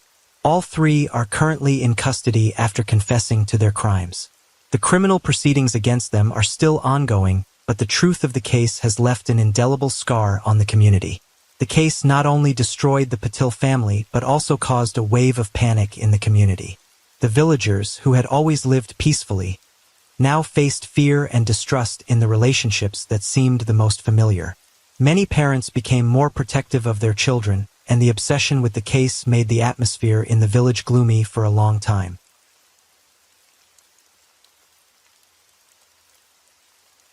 Story 5. Some cases don't begin with a gunshot or end with a confession, but with a lone suitcase abandoned by the roadside, concealing a secret too grim to name, a missing woman, a brother claiming innocence, and a family fractured by suspicion. So, who truly committed the crime? On the afternoon of May 9, 2018, at 2:54 p.m., the Snohomish County Sheriff's Office in Washington State, USA, received a call reporting a crime. The caller was George Pina, a sanitation worker. While cleaning a residential area with his team, George stumbled upon a suitcase discarded by the roadside. A pungent odor emanating from it caught his attention. Felt unusually heavy, so I tried to lift it. Then, the suitcase popped open. George recounted during questioning at the police station. Right then, I had a bad feeling. Whatever was inside, someone had gone to great lengths to wrap it up. What truly terrified him was the sight of strands of hair spilling out from the meticulously packed contents. I've seen cases like this on TV, and this time my gut told me it was probably a body. His instincts were chillingly accurate. When police arrived and opened the suitcase, they were horrified to find the dismembered remains of a woman inside. The body, wrapped in multiple layers, bore signs of burning and was no longer intact. The suitcase was promptly sent to the coroner's office for examination. Forensic experts began a meticulous analysis. The remains were encased in 4 layers. The outermost was a large red trash bag, followed by a smaller black one. Inside that was a roll of construction paper branded James Hardy, and the final layer was a white bed sheet. Unwrapping the last layer revealed fragmented, charred body parts. The victim's head was missing, with only a portion of the lower jawbone remaining. Long bones like the spine and parts of the legs were also gone. The coroner noted several broken ribs, suggesting significant trauma before death. Beyond the remains, investigators recovered critical evidence. An empty cigarette pack in the suitcase's pocket, dirt and gravel embedded in the white sheet, dry ash from burnt grass and wood, indicating the body may have been burned outdoors, possibly in someone's backyard. Additionally, inside the sheet were a gold necklace, a pair of white socks, 2 women's underwear, 1 blue, 1 green, a melted green plastic object, a singed red sheet fragment, a half-burned plastic pill bottle still containing medication, a partially charred gardening glove, and a shattered cell phone. Notably, a piece of the phone had long strands of female hair attached, a detail that prompted George to call the police. Using the collected clues, authorities began reviewing missing persons reports from the area over recent years. After cross-referencing DNA with the crime lab's database, they quickly identified the victim, Jamie Haggard, a nurse who had vanished mysteriously in 2016, 2 years before the gruesome suitcase was discovered. Jamie Haggard was born on February 12, 1989, in Kenmore, Washington. She grew up in a deeply troubled family. Her father, Arthur, was an uneducated farmer who dropped out of high school and became a father at 16. His first child, David, was born from a teenage romance. In the years that followed, Arthur's brood grew, as did the number of women in his life. By 1987, at age 29, he and a new girlfriend welcomed a daughter, Stephanie. 2 years later, in 1989, Jamie was born, the next in a series of children Arthur fathered with various partners. By this time, the prolific philanderer had 10 children with multiple women. Disturbingly, Arthur had been convicted of abusing his own children, both boys and girls, including his eldest son, David. While Jamie's name didn't appear in the prosecution's indictment, no one could be certain whether she escaped her father's cruelty or simply chose silence over accusation. From high school, Jamie dreamed of becoming a doctor, but her grades fell short of that ambition. After graduating, she worked as a surgical assistant at Evergreen Hospital. In 2008, at 19, she gave birth to twin girls with her boyfriend, but the couple soon split. By 2014, Jamie's life spiraled as she descended into drug addiction. Initially using prescription painkillers, she progressed to heavier substances like heroin and methamphetamine. Her dependency led her to steal drugs from her workplace, resulting in her dismissal from Evergreen. She later took a nursing job at Overlake Hospital. Her addiction eroded every facet of her life. She lost custody of her daughters in a court ruling, and just months before her disappearance, she was fired again. Homeless, Jamie drifted, relying on friends and acquaintances to get by, even stealing to fund her habit. On June 17, 2016, at 2:40 p.m., her father, Arthur, reported her missing at the police station. He said he last saw Jamie on June 9th, over a week earlier, during an altercation with her ex-boyfriend, Jason. That day, police had visited their home to arrest Jason. Since then, Jamie's phone had gone silent. Her mother, Kathy, added that she and Jamie spoke almost daily, but for the past week, she couldn't reach her. She didn't answer calls or texts. "I knew something was terribly wrong," Kathy insisted, urging her husband to alert the police. The investigation uncovered a key detail. Before vanishing, Jamie had been living at 8226, a house Jason had rented since 2015.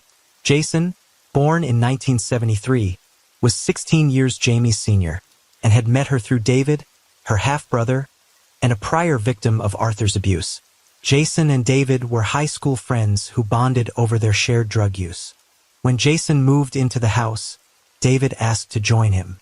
The residence soon became a hub for all-night drug and alcohol parties, with David inviting friends who caused noise and disruption. Though Jason considered evicting David for not paying rent, he hesitated when David brought his girlfriend and her young child to live there. Then Jamie, David's sister, showed up, asking to stay. She ended up sharing Jason's room, her ex-boyfriend, and the house's leaseholder. Jason soon realized Jamie wasn't there to rekindle their romance, but to have a place to crash. She frequently stole his belongings to sell, and openly admitted she was seeing another man, Daly, who was incarcerated. Jamie said she planned to bring Daly to the house once he was released. Jason, the ex-boyfriend and homeowner, immediately became the prime suspect. His extensive criminal record, arrests for drug offenses, assault, and illegal weapons possession didn't help. He had abused Jamie before her disappearance and was openly frustrated by her infidelity. However, a critical detail forced police to reconsider. Jamie went missing after June 9, 2016. But on June 8, Jason was arrested for assaulting her and held for over 2 weeks, until June 25. This meant Jason couldn't have committed the crime during the window of her disappearance. Thus, investigators turned their focus to the other 2 residents of the house, David and his girlfriend. Their findings were chilling, as David's past was even more troubled than Jamie's. Addicted to drugs from a young age, he had moved to California, where he was imprisoned in 2002, 2004, and 2005 for theft, drug possession, and arson. In 2008, after his release, he returned to Washington and briefly stayed with his father. Their already strained relationship deteriorated further over David's renewed addiction, culminating in Arthur kicking him out. In March 2016, David stirred trouble again by stealing construction materials with a forklift and setting the vehicle ablaze to cover his tracks. Wanted for theft and arson, he went into hiding at Jason's house. A month later, in April 2016, Jamie moved in. The siblings clashed constantly, mostly over drugs and Jamie's thieving. This led police to consider David a viable suspect in his sister's murder. However, likely due to his fugitive status, David dodged police attempts to contact him, ignoring calls and avoiding the house. It wasn't until June 25, 2016, 2 weeks after Jamie's disappearance, that police tracked him down. Under intense questioning, David remained nonchalant, claiming ignorance of Jamie's whereabouts. He said that on the night of June 23rd, he overdosed on drugs and slept until morning. When he woke, he noticed some items had been moved and a few of Jamie's belongings were missing from her room. He assumed she'd stopped by. David also claimed that Jamie's sister, Stephanie, told him Jamie had recently contacted her. Based on this, he believed Jamie wasn't missing but hiding due to drug-related issues. To verify David's story, police questioned Stephanie. She confirmed receiving a text on June 23rd, but it came from an unfamiliar number ending in 6017, not Jamie's usual phone. The message said Jamie's phone was broken, that she'd caused trouble and needed a place to lie low. She asked Stephanie to reassure the family not to worry, promising everything would be fine. Police traced the 6017 number and found it belonged to Jason. This led investigators back to him, demanding to check his phone to confirm whether Jamie sent the text. Jason explained that, since his arrest 2 weeks earlier, his phone had been left in his car, untouched. The car was later driven to a friend's house by someone else, and the phone, long gone, had vanished into unknown hands. Crucially, the text Stephanie received was sent on June 23rd, while Jason was still in custody. This ruled him as the sender. The case seemed to hit a dead end until 2 days later, on June 27th, when Jason unexpectedly called the police, claiming he had critical information about Jamie's disappearance. During their meeting, Jason revealed that in early June, he had struck a deal with the landlord. He'd be exempt from rent for a period if he dug a small pond in the backyard. Jason borrowed an excavator from a friend and began digging a large hole. But before he could finish, he was arrested for assaulting Jamie on June 8th. When released on June 25th, he found his phone missing, his car moved elsewhere, and stranger still, the hole he'd dug in the backyard had been filled in by David, who had even sprinkled grass seed over it. This was suspicious, as the landlord wanted a pond, not a lawn. Jason insisted to the police that David, who frequently clashed with Jamie, might have killed her and buried her in the yard. Jason's accusation sounded plausible but lacked concrete evidence, so police couldn't yet secure a warrant to search the backyard. Instead, they quietly gathered more clues. On June 30th, David suddenly contacted the police, claiming that Joe Felipe, another of Jamie's ex-boyfriends, had called saying Jamie was with him on June 29th. David urged police to contact Joe to find her. However, when they tried, Joe didn't answer. Days later, Joe called back, denying David's story and stating he hadn't seen Jamie, having ended their relationship long ago. Joe explained that he and Jamie were engaged in 2013, but her escalating drug addiction led him to break it off. Jamie tried to win him back, but Joe saw no future with an addict. Jamie's Facebook was filled with photos of them, suggesting he was the love of her life.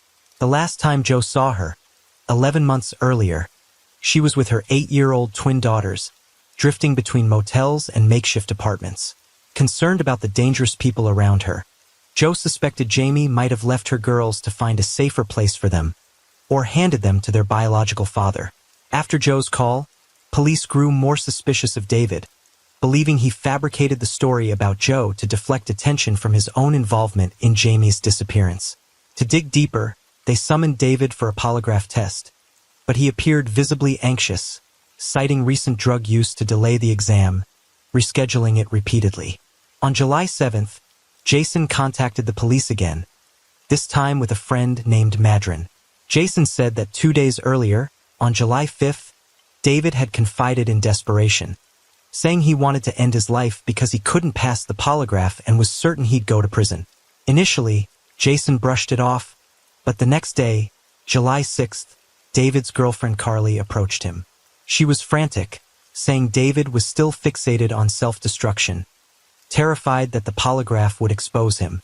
Jason also recounted overhearing a heated argument from David in Carly's room, sparked by Carly discovering David secretly texting another woman. What shocked Jason most wasn't the infidelity, but the phone David was using. It was the one Jason had lost without explanation. After snatching it back, Jason found David had not only texted his friend Madron, but also posed as Jamie to send messages. Madron showed investigators her phone, revealing that since June 23rd, David had likely stolen Jason's phone. He logged into a Facebook account, pretending to be Jamie, texting that her phone was broken and she was temporarily using Jason's. As Jamie, David contacted multiple people, including her sister, Stephanie, to create the illusion she was still alive. Detectives concluded this impersonation was David's attempt to conceal the truth about his sister's disappearance. Expanding the investigation, police questioned those close to Jamie, ex-partners, hospital colleagues, even drug dealers. Then, a bombshell came from Alicia, Jamie's niece and daughter of her sister. Alicia revealed that Jamie had confided that her brother David had sexually assaulted her. Police verified this with family members. Stephanie confirmed Jamie had shared the story, but wasn't sure if it was true or a drug-fueled fabrication. According to Stephanie, Jamie's addiction transformed her. She stole, lied shamelessly, and exhausted the family, leading Stephanie to kick her out. Arthur, their father, corroborated that Jamie repeatedly snuck into her parents' room to steal cash, prompting them to lock their bedroom door. But his next revelation stunned investigators. David, his son, had slept with his stepmother. With these disturbing details and David's evasive behavior, he emerged as the prime suspect. Police scheduled multiple polygraph tests, but David consistently dodged them. On July 11th, he finally agreed to appear at the station that morning for testing. When the time came, he not only failed to show, but stopped answering his phone. At 1:39 p.m. that day, David called back, claiming he overslept. Investigators calmly told him it was fine, asking him to arrive by 2:30 p.m. This time, he showed up, but announced he'd used drugs the previous day, making a polygraph impossible. The test was postponed again. After repeated suspicious delays, police were convinced David was hiding something. No longer able to wait, they sought a search warrant. On July 15th, authorities executed a warrant and launched a large-scale excavation at 8226 David's residence.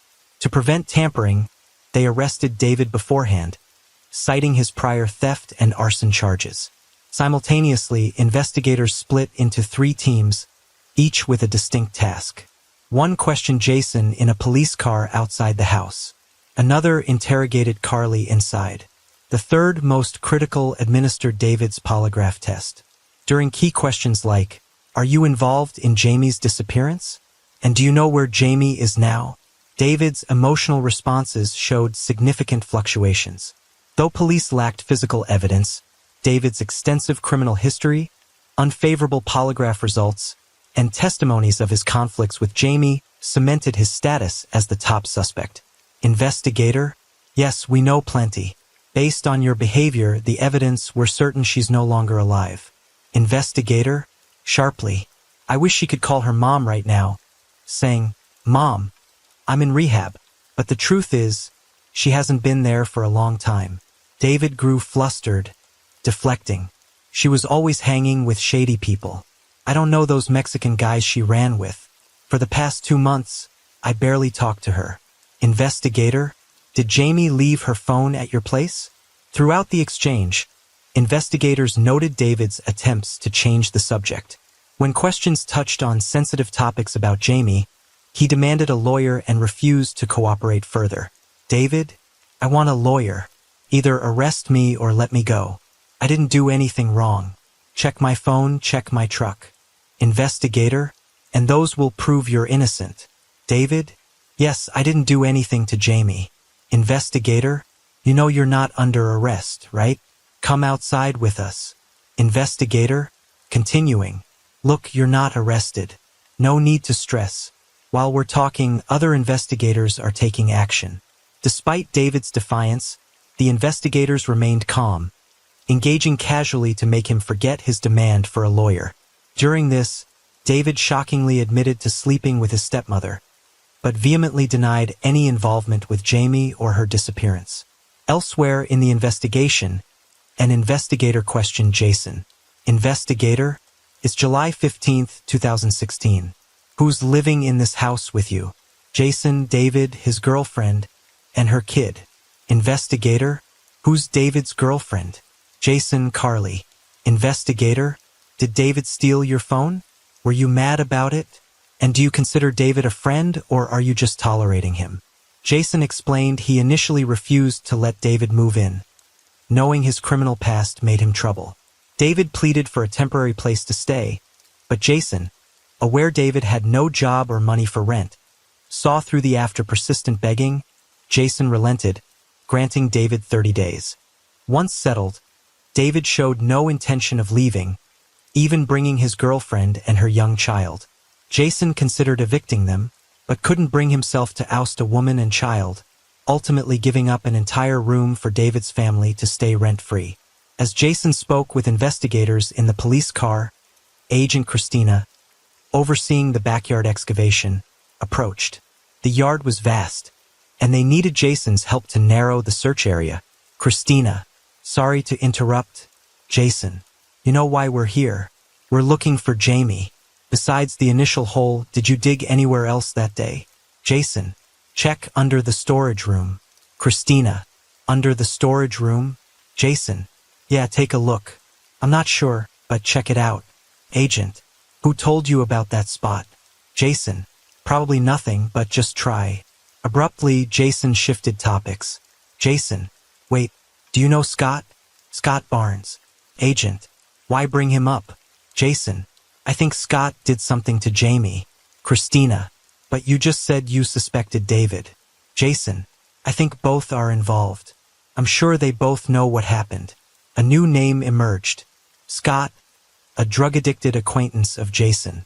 According to Jason, Scott was a homeless drifter who often crashed on his couch, the quintessential living room hotel manager. Jason believed Jamie was dead and suspected Scott, or both Scott and David, as the culprit. Yet, when pressed for specifics, Jason's reasoning grew vague and evasive. To verify his claims, investigators promptly called Scott, summoning him to 8,226 for a friendly chat. Jason, I remember those two siblings arguing. Agent, who was arguing? About what? Money? Drugs? Like, you stole my stuff? Kind of thing? Jason, Jamie was hooked on heroin. David wasn't, so they clashed a lot.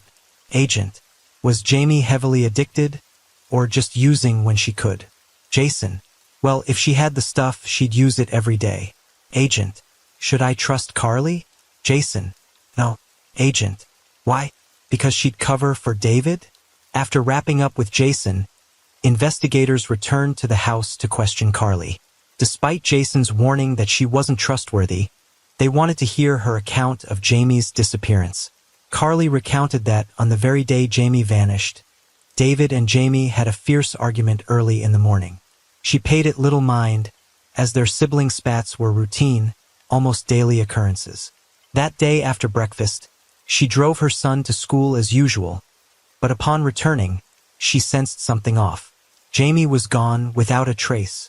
More suspiciously, Jamie's prized laptop remained in her room, along with the drugs she couldn't live without. Carly knew Jamie's addiction was severe. If she'd left willingly, she'd never have abandoned her lifeline. What chilled Carly most was that all data from the home surveillance system had vanished. Jason had installed the cameras himself, as the house was a magnet for unsavory characters and had been burglarized multiple times. Yet, right after Jamie's disappearance, the DVD storing the surveillance footage was gone. David suggested Jamie might have taken it when she left, But Carly wasn't convinced. She posed a piercing question. If Jamie was panicked enough to forget her drugs and laptop, why would she remember to grab the surveillance disc? Carly further insisted Jamie couldn't be buried in the backyard. She had helped David fill in the hole herself, and they'd only buried miscellaneous junk, nothing sinister. If Jamie's body were there, David would never have let her assist. Still, investigators didn't fully buy Carly's story. They pressed on with the backyard excavation, hoping to unearth the truth. By 4:20 p.m. that day, the final figure arrived. Scott, another transient guest of the house. Scott was the name Jason had repeatedly mentioned, even suggesting he might have killed Jamie. Investigators were eager to hear his account, but as questioning began, Scott lowered his voice and dropped a bombshell. He was an informant planted by Redmond police to monitor Jason and David's drug trafficking. Scott explained he'd known Jason for years, bonding over their shared addiction. After work, they'd often score drugs to get high. He accused David, Carly, and Jason of conspiring to pin Jamie's disappearance on him. Scott had witnessed David and Jamie's frequent, sometimes violent arguments. Once, while they were in the garage, after a heated shouting match, Scott heard a loud thud.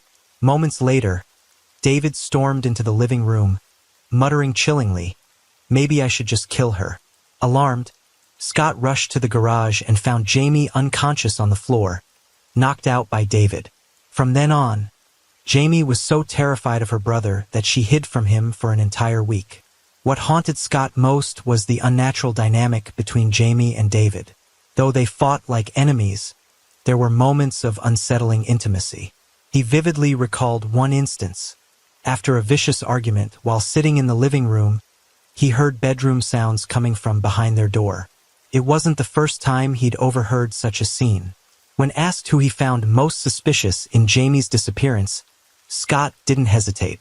David. While Jason was dubious, he was in jail when Jamie vanished, leaving no opportunity to act.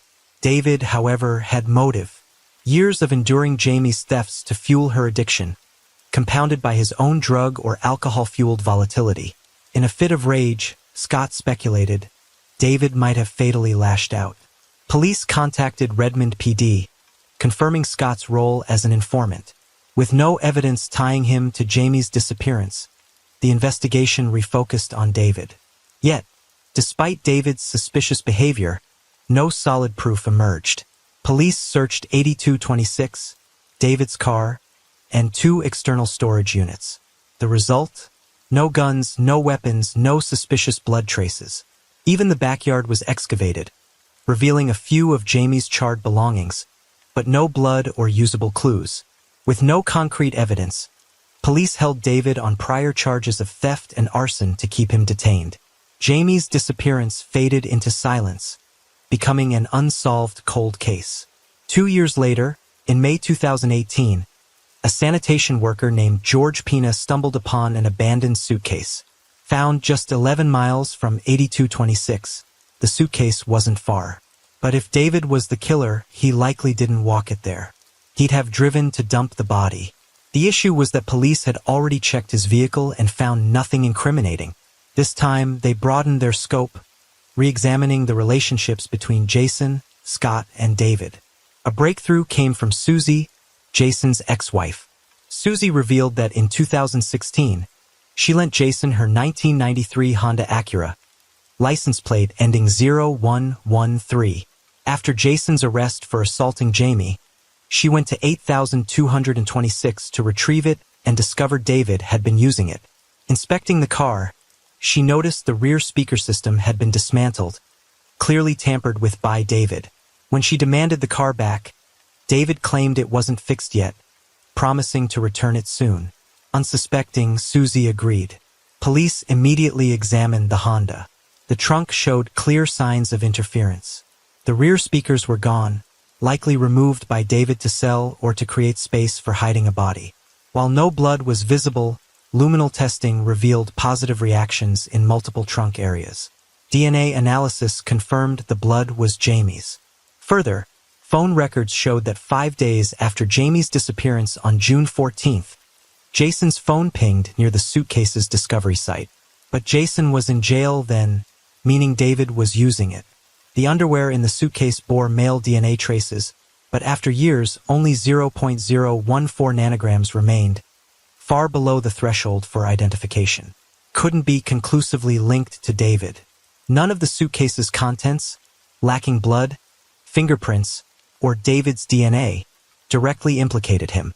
But one clue stood out. Inside a beige pillowcase were charred fabric scraps from a red bedsheet. Investigating social media accounts of Jason, Jamie, Scott, and David, police found a photo on Jason's profile with the same red bedsheet in the background. Witnesses from 8226 confirmed seeing it in Jason's room. But after Jamie's disappearance, it vanished. Investigators theorized David, exploiting Jason's detention, stole the sheet to wrap Jamie's body. The suitcase also contained dirt, wood, gravel, and tiny pollen grains. To trace the pollen, police consulted palynologist Dr. Andrew Lawrence. His tests revealed the pollen didn't match plants near the suitcase's location, but was present in the backyard of 8226.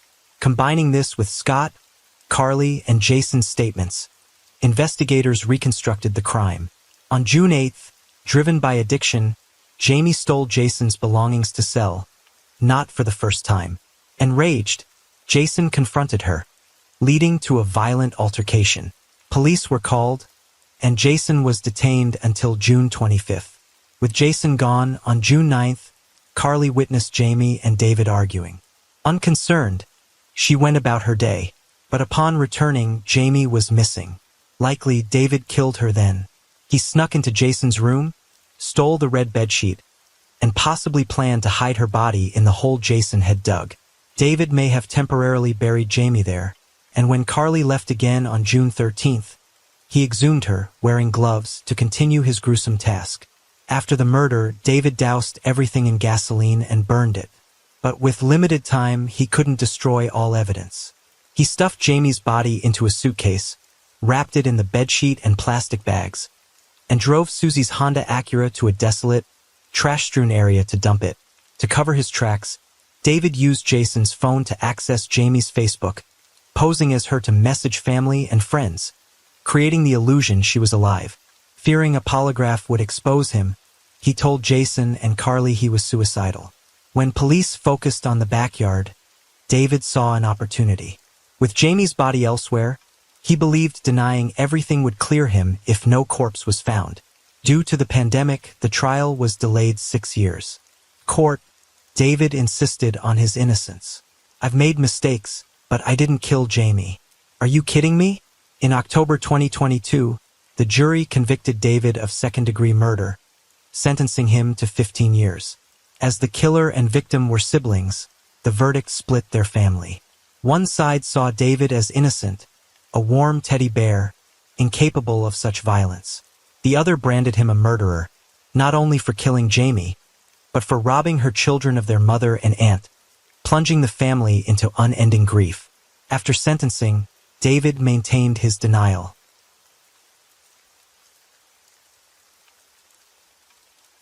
Story 6. Have you ever considered that the staircase you climb every day could become the stage for not one, but 2 chilling murders? Much like the infamous mystery of the staircase case that gripped America, today we journey to Japan to unravel a similarly enigmatic and captivating case. The case of Park Young-hyun, a seemingly upright man accused of murdering his wife, has become a family tragedy that sent shockwaves through Japan and South Korea. The sudden death of his wife, Kanako, in 2016 sparked a legal and emotional maelstrom as details of their family life, love, and the secrets lurking behind their perfect facade slowly came to light. This story is not merely a criminal case. It is a heart-rending struggle between truth and the shadows of the past. Ambiguous evidence, scathing accusations, and innocent children forced to witness their family's collapse make this tale all the more haunting. Was Park Young-hyun truly the perpetrator or a victim of a devastating misunderstanding? This case stands as a testament to the power of fate and how the truth can alter the course of a life forever. In the heart of dazzling Tokyo, a bustling metropolis that never sleeps, there remain pockets of timeless charm, old homes and quiet streets that carry the weight of history. In Sandaji, a serene enclave in Bunkyo Ward, time seems to slow, detached from the city's frenetic pulse. Here, a 3-story home housed a couple and their 4 lively children. The husband, Park Young-hyun, worked at Kodansha, a prestigious publishing house renowned for leading manga magazines like Morning and Weekly Shonen Magazine. He played a key role in the success of works such as Gokusen, The 7 Deadly Sins, Attack on Titan, and A Silent Voice, earning a solid reputation in the industry. As deputy editor-in-chief of Morning, the weight of his responsibilities bore heavily on his shoulders, leading to sleepless nights and physical exhaustion.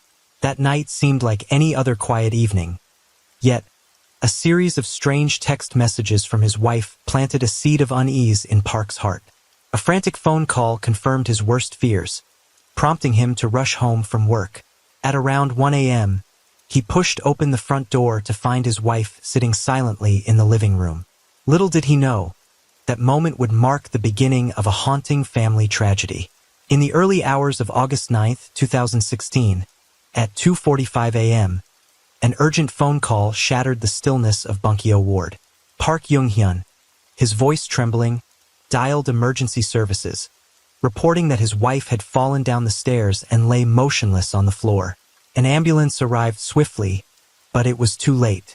Kanako, his wife, was found near the front door, lifeless. Despite being rushed to the hospital, she could not be saved. Her unnatural death immediately drew police attention, and a thorough investigation was launched. Kanako, 38, 3 years younger than her husband, had lost her mother as a child and was raised by her father in Gunma Prefecture. After moving to Tokyo for university, she and Park fell in love over 7 years before tying the knot. After marriage, she devoted herself entirely to their family and 4 children, 2 boys and 2 girls, the youngest just 10 months old. Their 2-story home featured a master bedroom, a spacious living room, and a bathroom on the first floor, where the youngest son slept with his parents. The 3 older children had their own rooms on the second floor, connected to the first by a staircase near the entrance. In his initial statement, Park insisted his wife had accidentally slipped and fallen down the stairs near the entrance. However, details from the crime scene raised doubts about this accident narrative. The forensic report revealed critical evidence.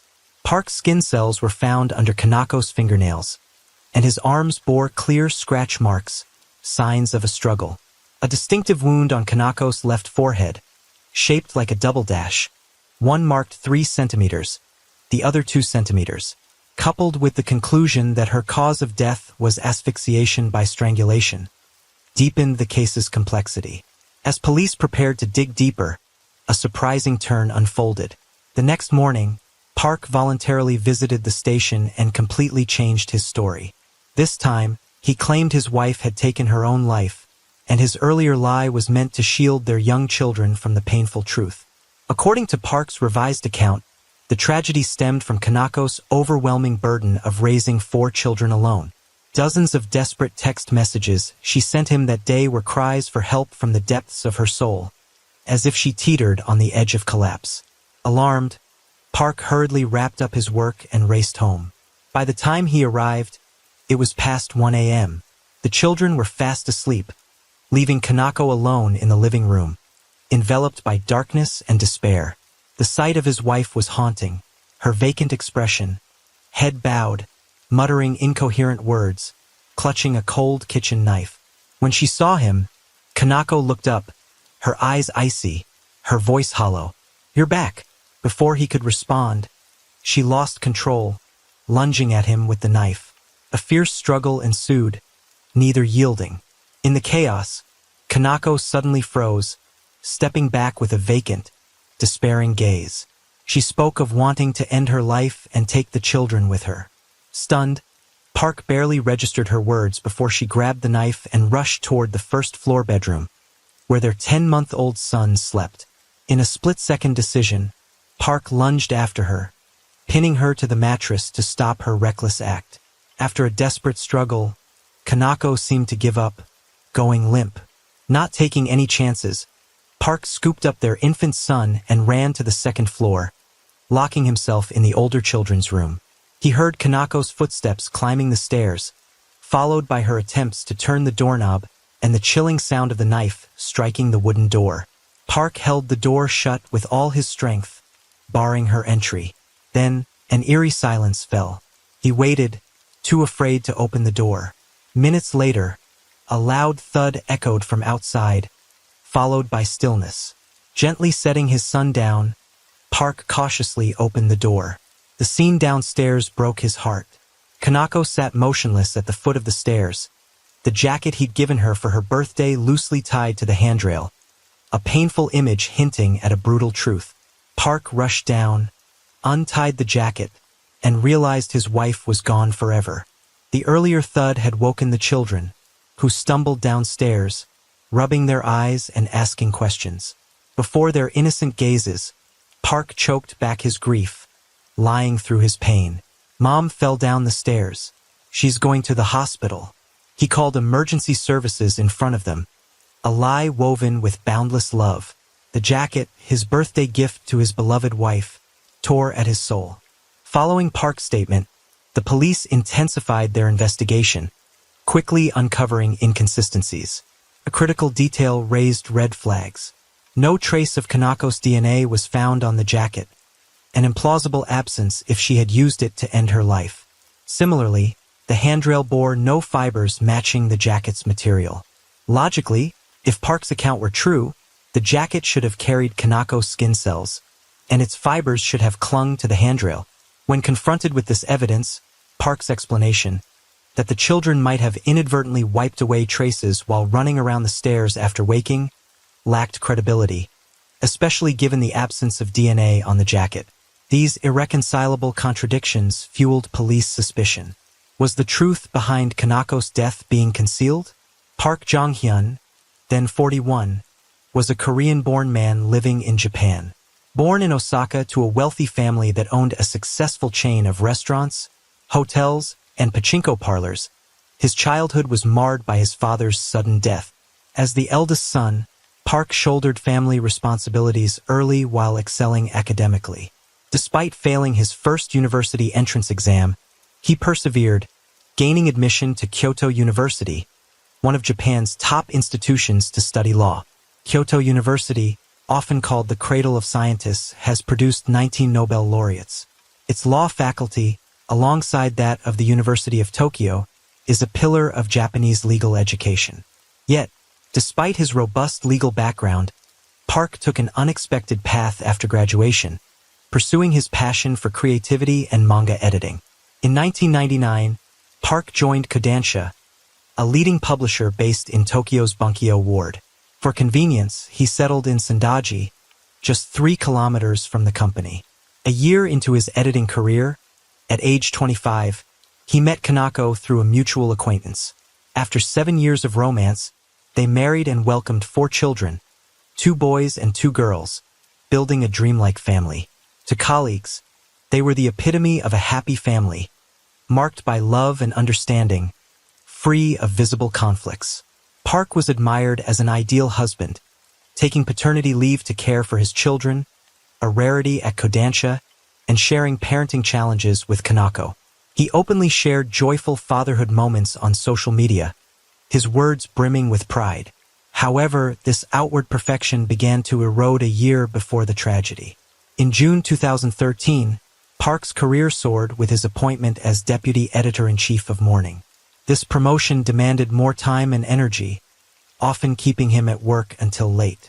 6 months later, their youngest child was born. The burden of raising 4 children, especially during the chaotic summer holidays, fell heavily on Kanako. Managing everything alone drained her physically and mentally, and she frequently confided in Park about her mounting stress and sadness. According to Park, Kanako's mental collapse was the catalyst for the tragedy. Yet, a meticulous investigation of the home revealed glaring inconsistencies between his account and the evidence. On the first-floor bedroom mattress, police found traces of urinary incontinence, a physiological response often linked to asphyxiation. Blood and saliva were also present, which forensic experts suggested were signs of Kanako's final moments, indicating she likely died of strangulation in the bedroom. However, Park insisted she had gone upstairs and died at the foot of the stairs, where no such traces were found. Some experts noted that urinary incontinence could result from unconsciousness during strangulation, not necessarily death, and the blood in Kanako's nose might have simply mixed with saliva. The defense posited that Kanako briefly lost consciousness on the first floor, then regained it, ascended to the second floor to confront Park Jong-hyun, pounded on the children's door with a knife, and ultimately ended her life in despair. However, the distinctive double-dash wound on Kanako's forehead raised a critical question. The laceration, caused by a forceful impact, showed only trace amounts of blood, suggesting her circulation was severely compromised at the time of injury, possibly moments before her heart stopped. At the scene, 15 bloodstains, likely from the forehead wound, were found, 2 in the bedroom, 3 in the bathroom, and 10 near the staircase. Park Jong-hyun claimed the injury occurred during their struggle, but police noted the blood volume was suspiciously low. Moreover, if Kanako had moved after sustaining the injury, blood should have been found along the staircase, yet none was present. Forensic experts concluded the double-dash wound occurred near the end of her life, when blood flow was minimal. Police suspected the body had been moved, with the staircase bloodstains staged to mislead investigators. They also found a cloth and gloves nearby, believed to have been used to blood. Authorities grew convinced Park Jong-hyun had orchestrated a false scene of an accidental fall. Despite these suspicions, Park insisted Kanako sustained the injury in the bedroom and moved afterward, with the blood resulting from her actions.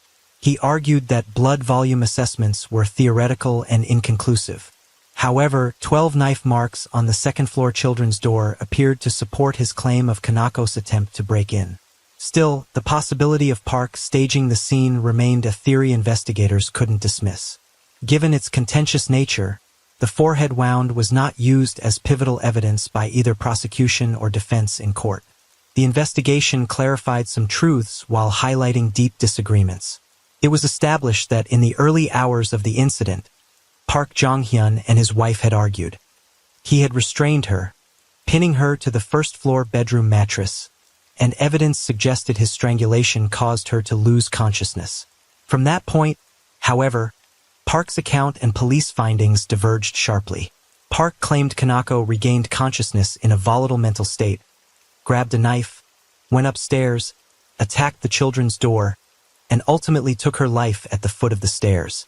Conversely, police, based on collected evidence, concluded Kanako died of asphyxiation in the bedroom, after which Park moved her body to the second floor and pushed it down the stairs to stage an accident. The forehead wound, they argued, resulted from the fall.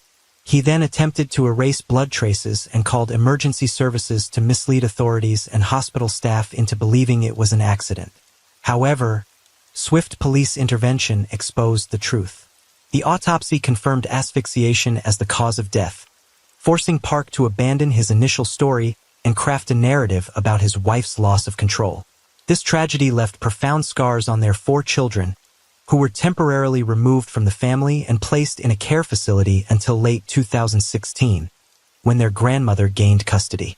Media reports described Park Jong-hyun's overwhelming grief, kissing his wife's forehead and sobbing, vowing to raise their children with strength. Yet, days later, during the new year, he was quietly arrested without handcuffs for humanitarian reasons. Since then, the children have grown up without their father, under their grandmother's care. The once joyful home, filled with laughter, now stands silent and somber after this grave tragedy.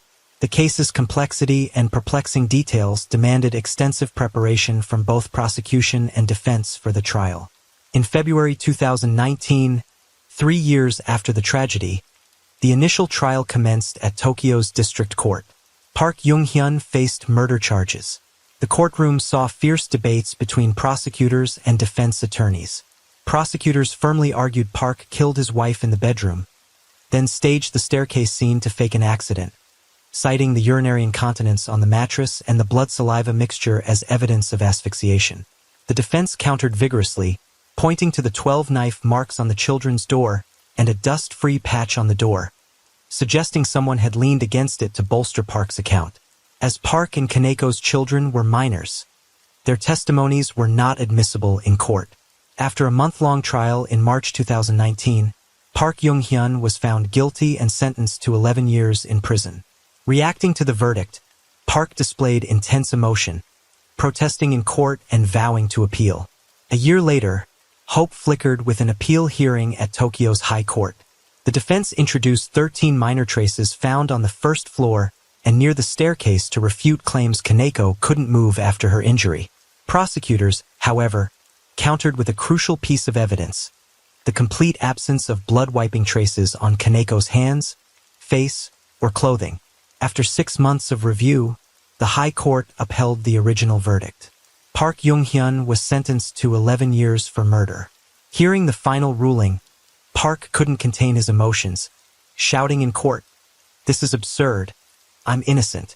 Notably, Kodansha, Park's employer, did not terminate him even after the appeal verdict, granting him extended leave instead. Park later resigned voluntarily to avoid tarnishing the company's reputation. Throughout the trial, a previously underexplored factor emerged: the possibility that Kaneko suffered from severe postpartum depression.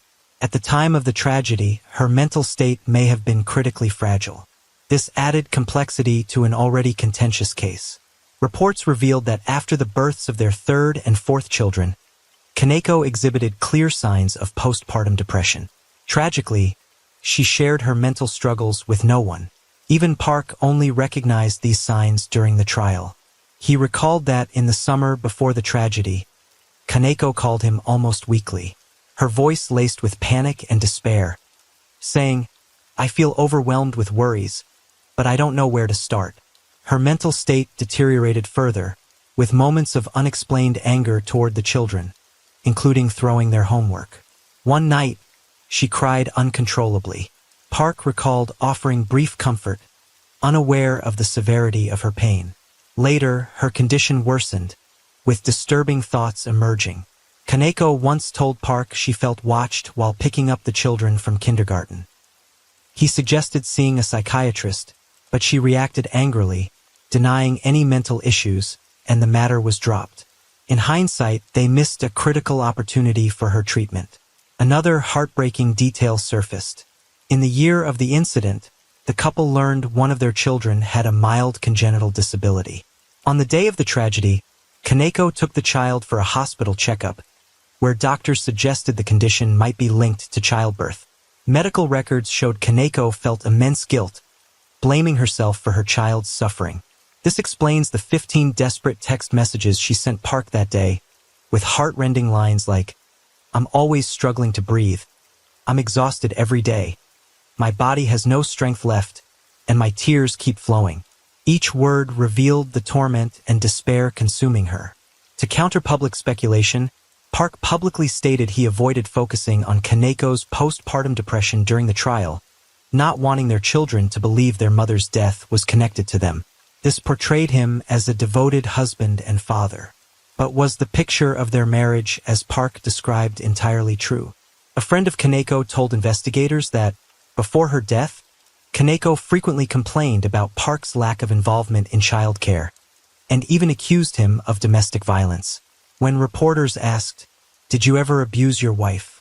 Park evaded, saying, "I can't disclose that," and insisted, "The truth will eventually come to light." Another key detail emerged. On the night of the incident, Kaneko had a tense phone call expressing frustration with Park's mother. This fueled speculation that, when Park returned home, he confronted Kaneko about the call, sparking a heated argument that, in a moment of rage, led to an unintended tragedy. Despite this, Kaneko's father steadfastly believed in Park's innocence. Many of Park's colleagues and friends also supported him, actively aiding his legal battle. His deep bond with his children was evident, as they longed for their father's return from prison. In the lonely confines of his cell, Park found solace in a letter from his eldest daughter. Beyond recounting her daily life, the letter brimmed with longing for her father, including a request for his photo. Touchingly, she shared her newfound love for manga, inspired by the works he edited, and noted her drawing skills had improved. At the bottom of the page was a charming, childlike cartoon sketch, capable of melting any heart. Amid the long wait for a final verdict, Park Jong-hyun agreed to share his thoughts with the media in a prison interview. He reaffirmed his innocence in his wife's death, but did not shy away from acknowledging his shortcomings. His failure to share the burden of child care had left Kaneko overwhelmed, leading to an unthinkable tragedy. When speaking of Kaneko, his late wife, Park's voice softened, heavy with regret. He remembered her as a beautiful, graceful woman, a steadfast pillar who listened patiently and offered wise counsel whenever work challenges weighed him down. Simple memories, like the family gathered to make takoyaki, remained his happiest moments. Throughout the conversation, Park choked up several times, his words a whispered lament to the wife he lost. They had once dreamed of a quiet retirement, even planning a trip to the mystical lands of Egypt. He still couldn't fathom that Kaneko was gone forever, leaving him and their children behind. With a voice laced with pained reproach, he wondered how she could abandon him and their kids. Yet, he turned that blame inward, tormenting himself for failing to give her a better life. Above all, the image of their 4 young children pierced his heart most deeply. Through their innocent letters, he learned they had drawn lots to pray for him, each small slip of paper carrying their simple faith. The one waiting will return. Their childlike belief that this was a sign of his imminent return brought tears to his eyes. At the interview's close, Park expressed profound concern for his children's future and a fervent hope to clear his name in the upcoming trial, longing to hold them again. His sincerity and heartfelt words resonated deeply, stirring sympathy and strong public support. In May 2021, an astonishing development unfolded. Kaneko's father sent a petition to Japan's Supreme Court. In it, he expressed unwavering faith in Park Jong-hyun's character, insisting his son-in-law could not have taken his daughter's life. He wrote that if Park were ultimately convicted, Kaneko's soul would find no peace. A year later, in November 2022, under intense public scrutiny, the Supreme Court held a hearing. Notably, at this final stage, the Supreme Court typically does not reinvestigate facts or allow debates over the case's truth, focusing solely on procedural errors in prior trials. The hearing was partially open to the public, and from early morning, a long line formed outside the courthouse. Though only 39 seats were allocated, over 160 people waited, a fierce competition reflecting society's deep fascination with this contentious case. Park's mother and his eldest daughter were among the early arrivals in the audience. When the tragedy occurred, the girl was just an elementary schooler. Now she was a junior high student. She steadfastly believed in her father's innocence. Before the initial trial, she meticulously completed a puzzle of the 7 deadly sins, a manga her father had worked on, and hung it proudly in her room, intending to gift it to him as a surprise when he was freed. After thorough review, the Supreme Court delivered a stunning ruling. It ordered the High Court to retry the case, while agreeing with the appellate court's dismissal of Kaneko's suicide, based on the absence of wiping traces on her hands and face. The Supreme Court found the prior trial failed to fully address the facial wounds, and denied both prosecution and defense adequate opportunity to argue their significance.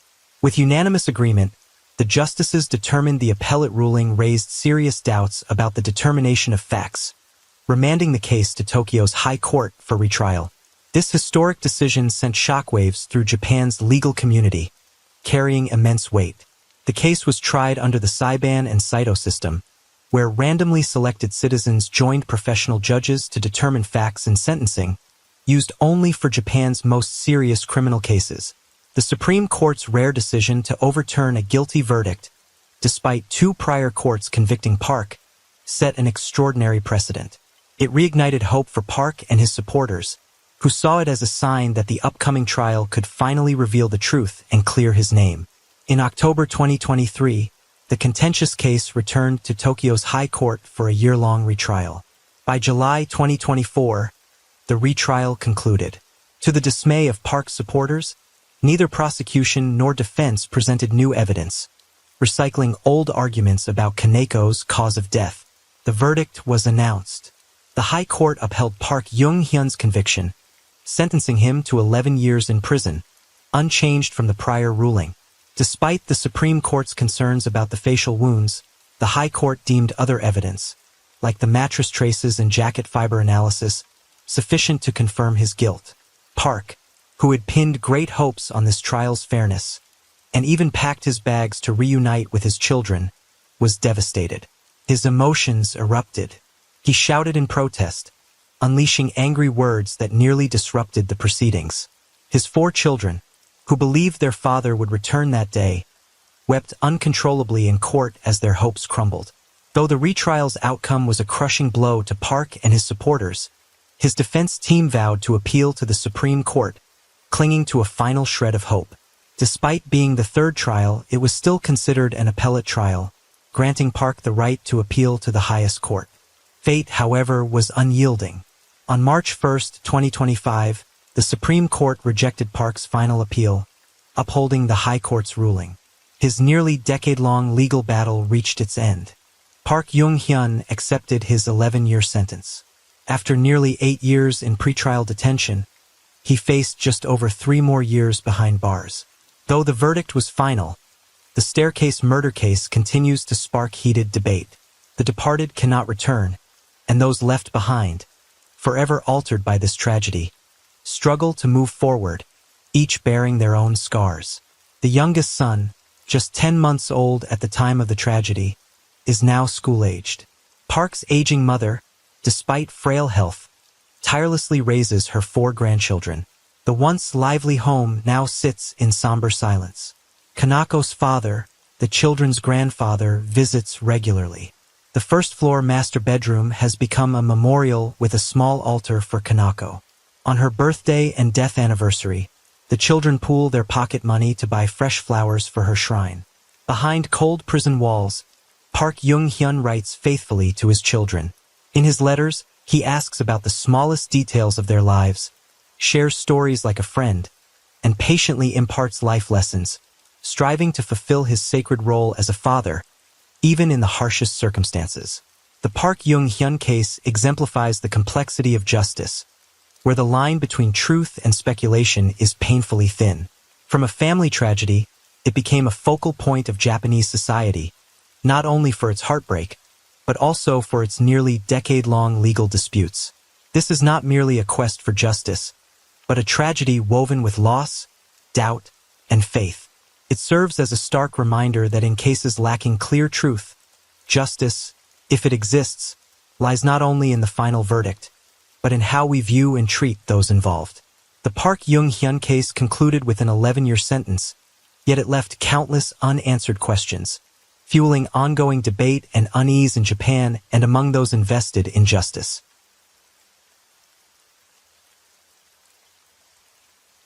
As the rain falls and the night deepens, thank you for being here with me at Radio Night Crime. True crime stories remind us of life's mysteries and the need to stay aware, even in the stillness of the night. If you enjoyed tonight's story, don't forget to like, share, and subscribe. Let the sound of the rain lull you to sleep, and until next time, stay safe, stay curious, and let the night keep you company.